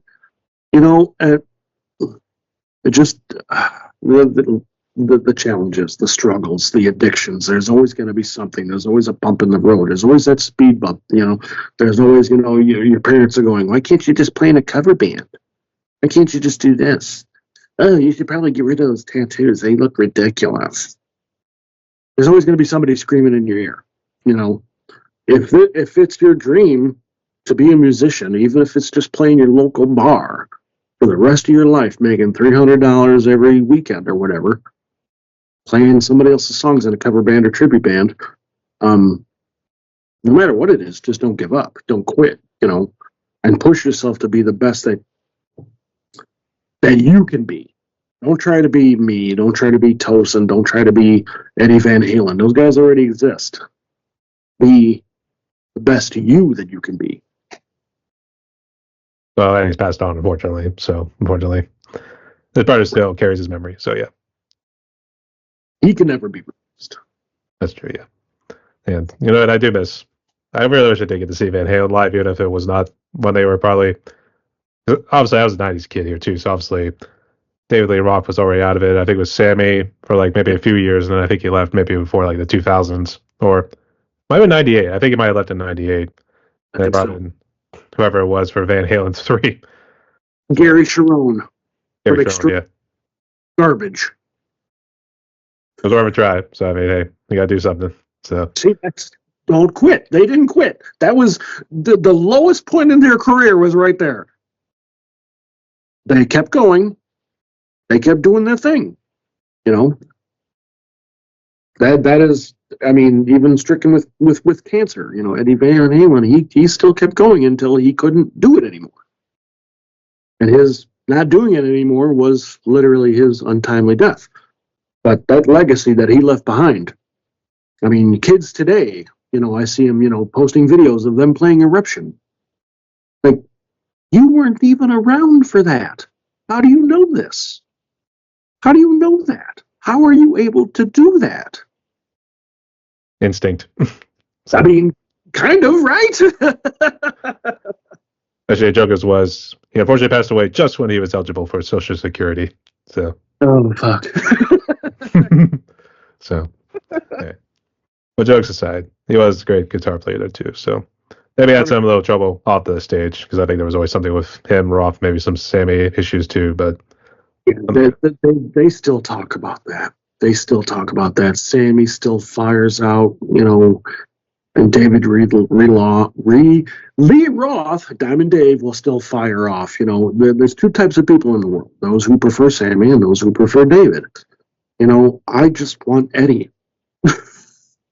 He was the band. It didn't matter who was doing the vocals. I mean, yeah. In 1984, that was their best album. Then, Let's Never Dive Her Down. I mean, everything. Of course, Michael Anthony and of course David Lee Roth and Alex Van Halen. They were the essence of everything. But when Eddie, when he started tapping, when he started playing those riffs, you knew what was about to happen. And he just laid a foundation. And to this day, I mean, everybody tries to do his things and they can't do it. It can't be matched. But it's funny to see 10-year-old kids doing that. Like, I get pissed when I see that. I'm like, man, come on. 10 years old. I mean, the same way, too, when you see someone doing Hot for Teachers opening drum intro. Irritates me. Irritates. But congrats on those kids there, too. We're at least doing something right here, too. They got a promising future, at least in music. Thank God for that one. Just for that much, at least, there, too. So, yeah, right. Absolutely. All right. So, Brend, we're now down to the fun questions right here. So, let's see what you got for these ones. So, bring it on. All right. So, let's say this first one's kind of an obvious one, but what would you say is currently your favorite food? Woo! Oh, good Lord. My favorite food is whatever the lady cooks. No, Well, I mean, she's a fine cook. Don't get me wrong. I mean, she could probably cook the nose of the pig, and I would eat it because it would be that good. But my favorite food has probably got to be either sushi or some type of Chinese food like that. All day long, I could just eat that, and I'd be fine. Hey, well, sushi's on the up and up right here too. I'm getting a good number of those. Dude, give me some volcano roll. Give me some of that stuff. Oh, I think I know what's for dinner tonight. Be like, when she walks in next to you, I'd be like, "Who wants Chinese?" We had Chinese food last night. Well, you thought they have leftovers. What are you doing? Oh God! If I tell her, like, if I say, "Honey, we gotta go get Chinese tonight," she'd probably like be again. And I'm like, yeah. She'd be like, okay. Like if I said we gotta go to Bash, I want some sushi. Oh yeah, let's go. Okay. I don't know what I'm gonna do tonight though. I might just get something from one of my local joints. Hey, right on. That's good. Good stuff. Okay. For next one right here, and that's why I'll expand a little bit here too, because it basically does in the movies, but I think nowadays we're getting a whole lot more TV series than we are movies. But what would you say is currently the favorite movie? And it could be of all time if we want to, because I don't know if you haven't seen any movies recently, but if you have a TV series, go ahead. Oh God, dude. Well, I'm a comic fanatic, so obviously Marvel and DC. Favorite movie of all time? It's got to be a horror movie. Of course, it's a horror movie. It's got to be any of the Friday the 13th. I mean, come on now, Camp Crystal Lake, and obviously. Oh, that's what I was saying. Yeah. So, I'll watch B movies and be like, oh, this is awesome. But anything Marvel, anything DC, I mean, not so much DC lately because James Gunn is going to mess it all up. But definitely Marvel. I love Iron Man. I'm a fanatic. And The Exorcist. And The Exorcist, yes. Silence of the Lambs, of course. Oh, that's what it is. Yep. Yep. It puts lotion on the skin. I'm sorry, my beard's in the way, and then up there. So puts lotion on the skin, or else it gets the hose again. I've got the Death's Head moth right there. My girl got me this for Christmas or birthday, or maybe just because she could. I don't know. All right, good choices there. Yeah, it's all good. Actually, which of the movies was James Gunn doing? Because I don't know. Is he a newer director? I don't know which ones he's done. James Gunn has recently taken over the DC for the WB. He did the Guardians of the Galaxy movies, and he did the second Suicide Squad, and he also did the Peacemaker series. Second Suicide Squad was the Peacemakers. I mean, John Cena, come on, didn't care much for it. And there's been one person to be able to do Batman, and in my opinion, and I'm sure this is going to ruffle some feathers, Ben Affleck. Right height, right attitude. He did the Frank Miller Batman, which was the best, and of course Henry Cavill. That's Superman to me. No disrespect to all those that came before, but I love those two, and I love the way Zack Snyder did it, but then he got fired, and now James Gunn is taking over and rebooting everything, getting rid of Henry Cavill, getting rid of Ben Affleck. I mean, and the pictures that he's been showing for the new Superman, I'm like, oh, no. Don't put the underwear back on the outside of the outfit. And he did, and it's bad. I guess why else do you think they run around in like tight undies or something? Oh, you know what? I can't do it, man. I can't do it. It's 2024. We're pushing 2025. It's time to put the tights away, put the underwear underneath the outfit. We're adults here. Let's act like it. But give me horror. That's why we wear tight pants to show our bulges. So. I mean, wild and crazy guys. Oh, you guys are stupid. So yeah, you just man. All right. Before we go down another rabbit hole, next question. You're doing good though. No, you're good. That's my way at least for that out there too. Because I thought people would be like, why else do you think superheroes wear tight collar undies and stuff like that? So Tight bulges. that too, yeah. Okay. So the next one right here, it used to be like if you were having an alcoholic drink or even a non-alcoholic drink here too, but obviously since you're sober, I guess. What'd you say is your favorite non-alcoholic drink? My favorite non-alcoholic drink has been the Heineken Zero.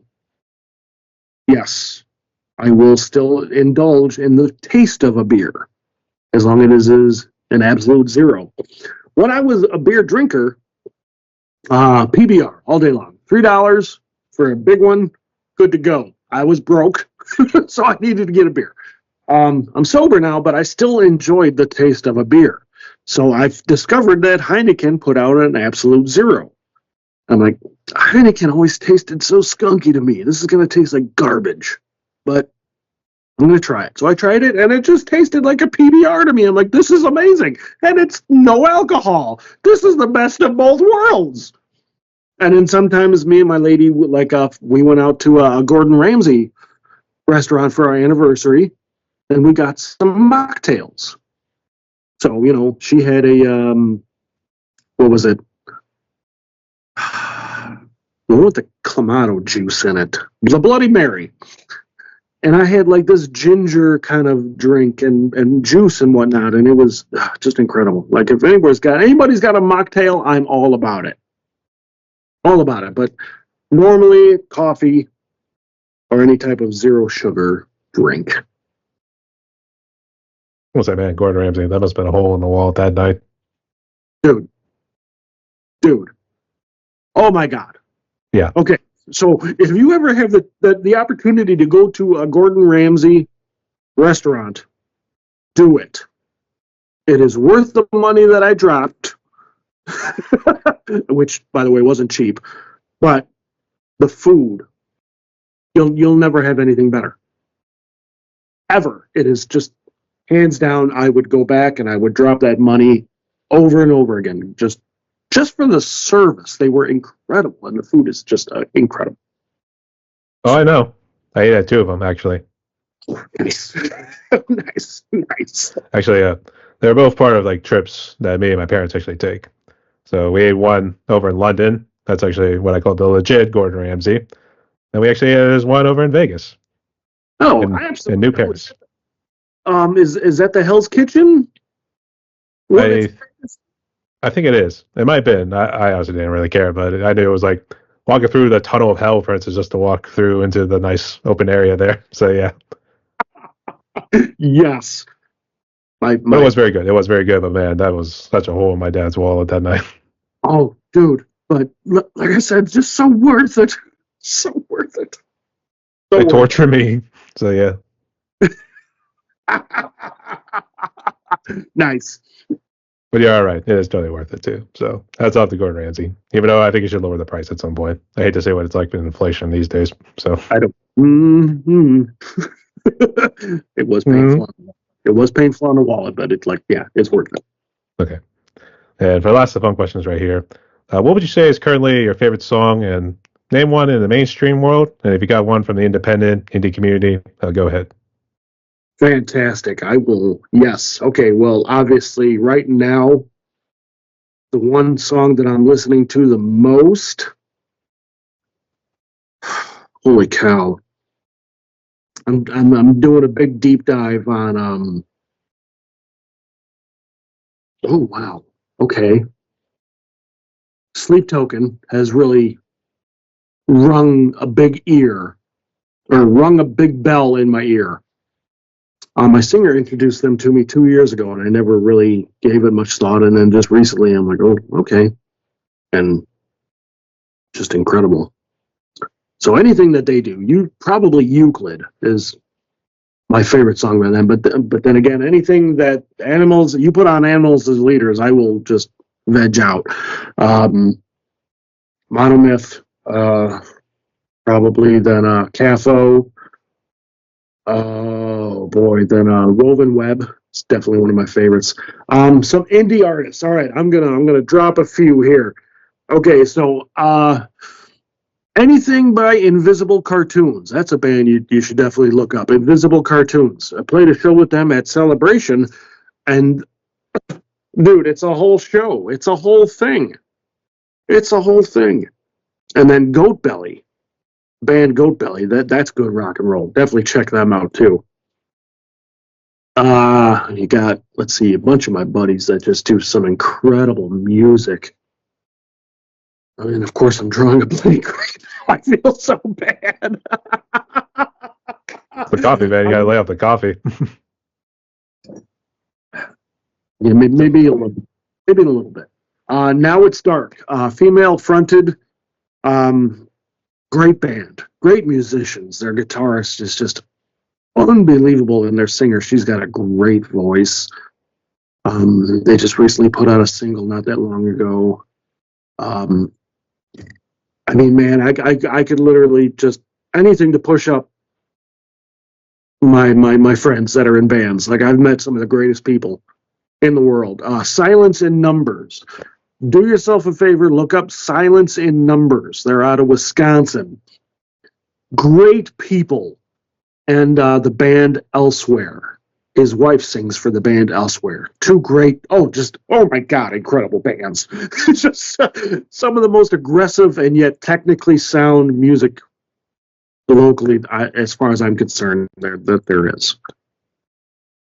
I think I actually heard of Signs and Numbers because there was actually a friend of mine, Jesse Myers, part of After the Morning, and I think he actually sent me an email about that. I might have played one of their songs on my McGrip show, so I'll have to check. So, do it. Get them on your show. Get them on your show. I think the Invisible Cartoons is probably going to be an interesting one. Do you say they? Dude, I don't even know how to. I mean, the reason why I love them so much is they're very animated on the stage. Very animated, like a lot of movement, a lot of getting around, a lot of doing things. I don't even know what kind of music to classify this as, which is one of the reasons why I think I love them so much. I don't like anything that goes into the box, you know. I talked with the singer about Frank Zappa, ABBA, and a bunch of modern rock, and he's like, I love all that stuff. I'm like, I can't wait to see your show. And he gets up there and he's got all these colorful patterns on in his shirt, and he's dancing around. And the bass player, Ryan, who is the same bass player for Goat Belly, they're doing like this, the Commodores, how they would dance in sync on stage. Like, they're doing this, and I'm like, this is incredible. And it was almost like watching a live cartoon show. The way it presented itself and the way that they did it, it was just the greatest thing I've ever seen. Definitely get them on your show, man. Incredible. I'll have to see. No guarantees, but I'll try to reach out to them, see if I can find them on Facebook there. So thank you so much for sharing. I would say, I don't know if you know about this band too, but do you know about the Callous Boys? I'm familiar with Callous Boys, yeah. Oh, that is some weird, crazy music. And it works. It's weird. It's like Electric Callboy in a sense as well, which those two bands, I could see those guys just touring together. But there's a time in the Callous Boys you're like, Dallas Cowboys? Oh, I get it. And then you're listening to it and like, okay, this is really dancey and it's kind of poppy. What is happening? And then the guitars kick in. You're like, what is happening? So, I mean, any band that you can mix a genre like that, 100%, I'm into it because there's so many flavors to it and textures, and I'm just like, that's like one of my favorite things when I see a band. I don't want to just hear it. I want to see it, and I want to feel what you got going on. And Dallas Cowboys, Dallas Cowboys is definitely up there on one of my lists of just wild and shit stuff. Just like a real callous doll boy. That'll deal. It's so crazy, right? It is so crazy. Actually, like instead of the star being up, they just flip it upside down and almost make it look like a pentagram. So they almost make fun of the Dallas Cowboys. All day long with that stuff. That'd be nice. Okay. That'd be a nice big middle finger to Jerry Jones. All that deal. So Yeah. All right. But great choices nonetheless. Thanks for sharing those bands as well here too. Absolutely, man. All right. So, Brandon, we are down to one more question on my podcast right here. And I guess before we jump into it, did you want to ask any questions for me? Any final words? Um, God, it's like, you got 1,000 questions in your head, but as soon as you get in front of the doctor, you can't remember any of it. When the doctor said, "Do you have any questions for me?" No. I'm sure in pain right now, but no, I don't have any questions. Can you look at my butt? I can't think of anything, Brian. I mean, it feels like that I've known you for a long time. We've done this cool little connection, and it's just been like, oh, I feel like we're just hanging out. I don't have any questions for you. Of course, when we're done, I'll probably blow you up. Oh, dude, what are you doing this? I was like, "Oh, he stopped the interview." No. Wait, I do have questions for you. Come back. So, Damn it. I'll wake up at 3 a.m. Brian. I'll be like, "I'm sleeping. It's 3 a.m. I gotta go out with work tomorrow." So yeah. For real. For real. That's a good fact. I get my phone away here too on low buzz. So I mean, I'll probably be asleep. So, yeah. But if you do have any questions, maybe somewhere down the road, feel free to shoot my way there too. Maybe we could. Will do, man. Absolutely. Will do. Okay. There's nothing else here. Here's how the last question goes. So. Okay. Okay. Given what COVID has done, and also from your personal experience dealing with addiction and everything else here too. Obviously, you fought through yours. Obviously, probably the first year was probably the toughest. I'm sure you can attest to that. So it's good to see you have came through better, sober, and stronger, as well as congratulations to your bandmates as well. Thank But you. for those musicians and people who are perhaps suffering because of COVID or anything else in their lives, what's their message of hope? Could you give to those musicians and people as they try to move forward? Great questions. Well, I mean, there are resources everywhere. But there's also a big stigma, right? You don't want to just say, I need help. There's a male ego that prevents us from saying, I need help, right?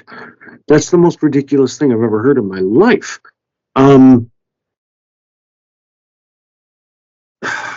of the biggest things, and I can't believe I didn't touch on this when you asked me about challenges. I am autistic. So, but obviously I'm a high functioning autistic. But that's a whole nother story. But there are all kinds of resources. There are all kinds of help out there.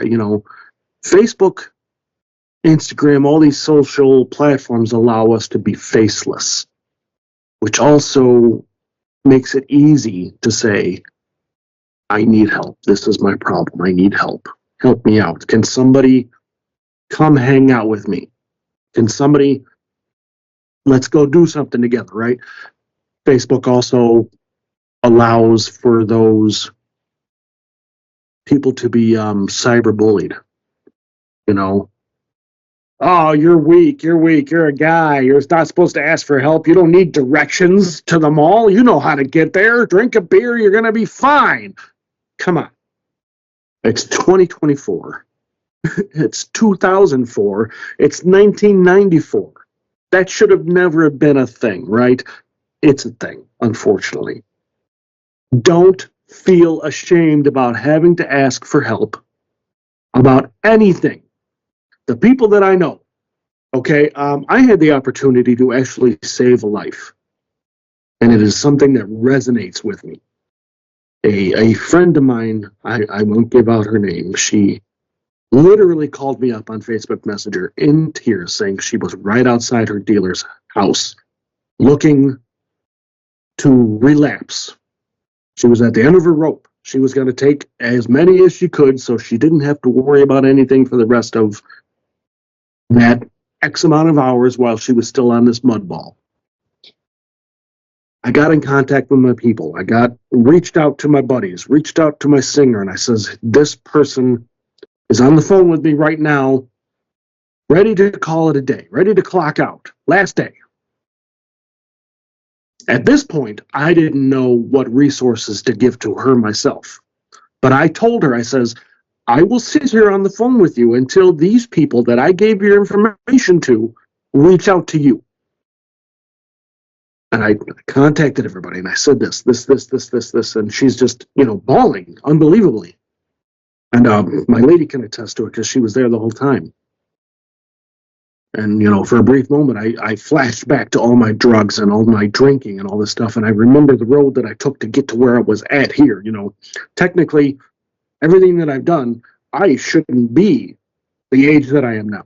And I'm looking at this girl and I've seen her picture and I go, oh God, this girl is my age and she's now trying to do this. I says that this is unacceptable.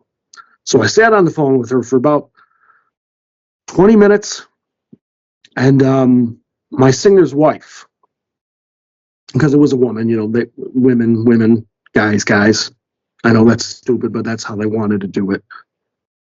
Got a hold of her, and she's like, Brendan, so-and-so is contacting me. You can let me go. And I still sat on the phone with her for 10 minutes, and I says, let's try to calm down together. This had got me worked up. Let's try to calm down.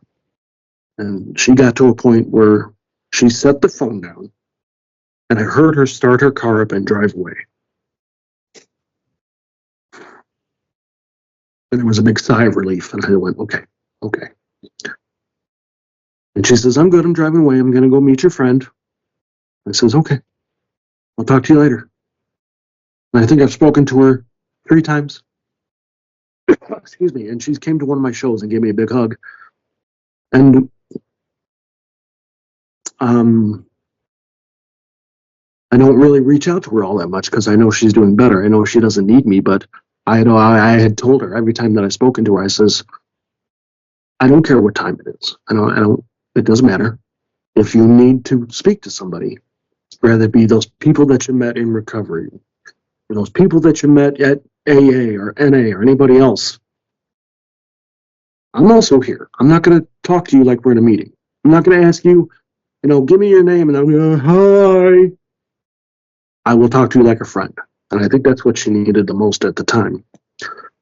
So the big send-off, right? The big, there's resources, there's people. Don't have the stigma. Get rid of the stigma. Ask for help. Seek help. Go to your friends. Go to your friends' parents. Go to your girlfriend, your boyfriend, your significant other. Go to your mom, your dad, your brother, your sister, uncles, cousins, whoever. Believe me. Come to me. I would rather sit down for hours and listen to your story than spend a day at your funeral. Yeah, and very much spoke like a true prodigy. So Thank you. I gotta get you a motivational speakers, man. You're kicking some major ass this whole interview. No, I hate people. I don't people. It's weird. Large crowds of people, we should say. You don't mind individual people. There you go. Okay, fair enough. All right, fair enough too. But in all seriousness, thank you so much for sharing, and thank you for what you're doing out there, mate. So Thank you very much. It's an honor. okay. No Elvis impersonation? Dude! I did too. Right. One last time. I was saying you don't have to do it, but I was just kind of throwing it out there just to fuck with you. So Okay, good. I don't want to do it. okay, fair enough. Okay, you're good. Just thought I hit you with that too because it was funny. So It was fun. okay. But Brend, we have you on my podcast right here, and boy, just talked for just under 2 hours, but I think we might actually break it here too. But I guess before we close out, got any shout outs, any final words you want to give? Keep pushing, keep going. Go see local bands in your area. They need it more than ever. Every big band that you like has started off at the bottom. There it is. Right. Short, sweet, right to the point. Yep. And just real quick, just for the audience, can you just list social media and the plans for this year and then go into 2025? We're on Facebook and we're on Instagram. Instagram, you can find us Spamicidal_music. And on Facebook, we're the only band that has Spamicidal Jelly as their name. So if you type us in, you're going to find us. As far as the rest of this year, we are closing out probably with opening up for Green Jelly at the Forge in Joliet, Illinois. Then we are getting back into the writing process a little bit heavier and then back into the studio. And then, holidays and, it's cold out. And then 2025, more shows. That's just what we do. We're looking to branch out a little bit further out of our area. So Iowa, Indiana, Wisconsin, around those areas and just meet new people and have fun. It'll be nice. It'll be nice to get you out here to my neck of the woods, Pittsburgh. So let's see. Let's do it. That's something. I know some bands out there too, so yeah. Yeah, we'll make it work. So yeah. Sepsis, I think, is out in Pittsburgh. No, Sepsis is up north. They're New Hampshire sort of region. Okay, sorry. I knew they were around in that area. Okay. Fair enough. Okay. But nonetheless, got to close out like this. So everyone, my guest today was Brend out Jelly, part of the band Spamicidal Jelly. So part of hailing out of Illinois right there, around the Chicago area. So you guys see these guys in the neck of the woods, go check them out, their music and everything there too. Go up on the socials, all streaming platforms. These guys make some killer music, both literally and figuratively speaking. So Oh yeah. yeah. But nonetheless, go support them out there. And also for what they do, for also people who are struggling with addiction and everything too, reach out for help there too. And also, if you need anything, these guys are here to help you too. So Absolutely. they know. We'll just say it like that. They know what it's like. Yep. Okay. Absolutely. Okay. But nonetheless, Brad, thank you again so much again for coming on here, mate. So God bless you and stay safe because it is a crazy world out there. It is. Rock on. Thanks, brother. Appreciate you. And stay tuned. Wait, I need your pose. There you go.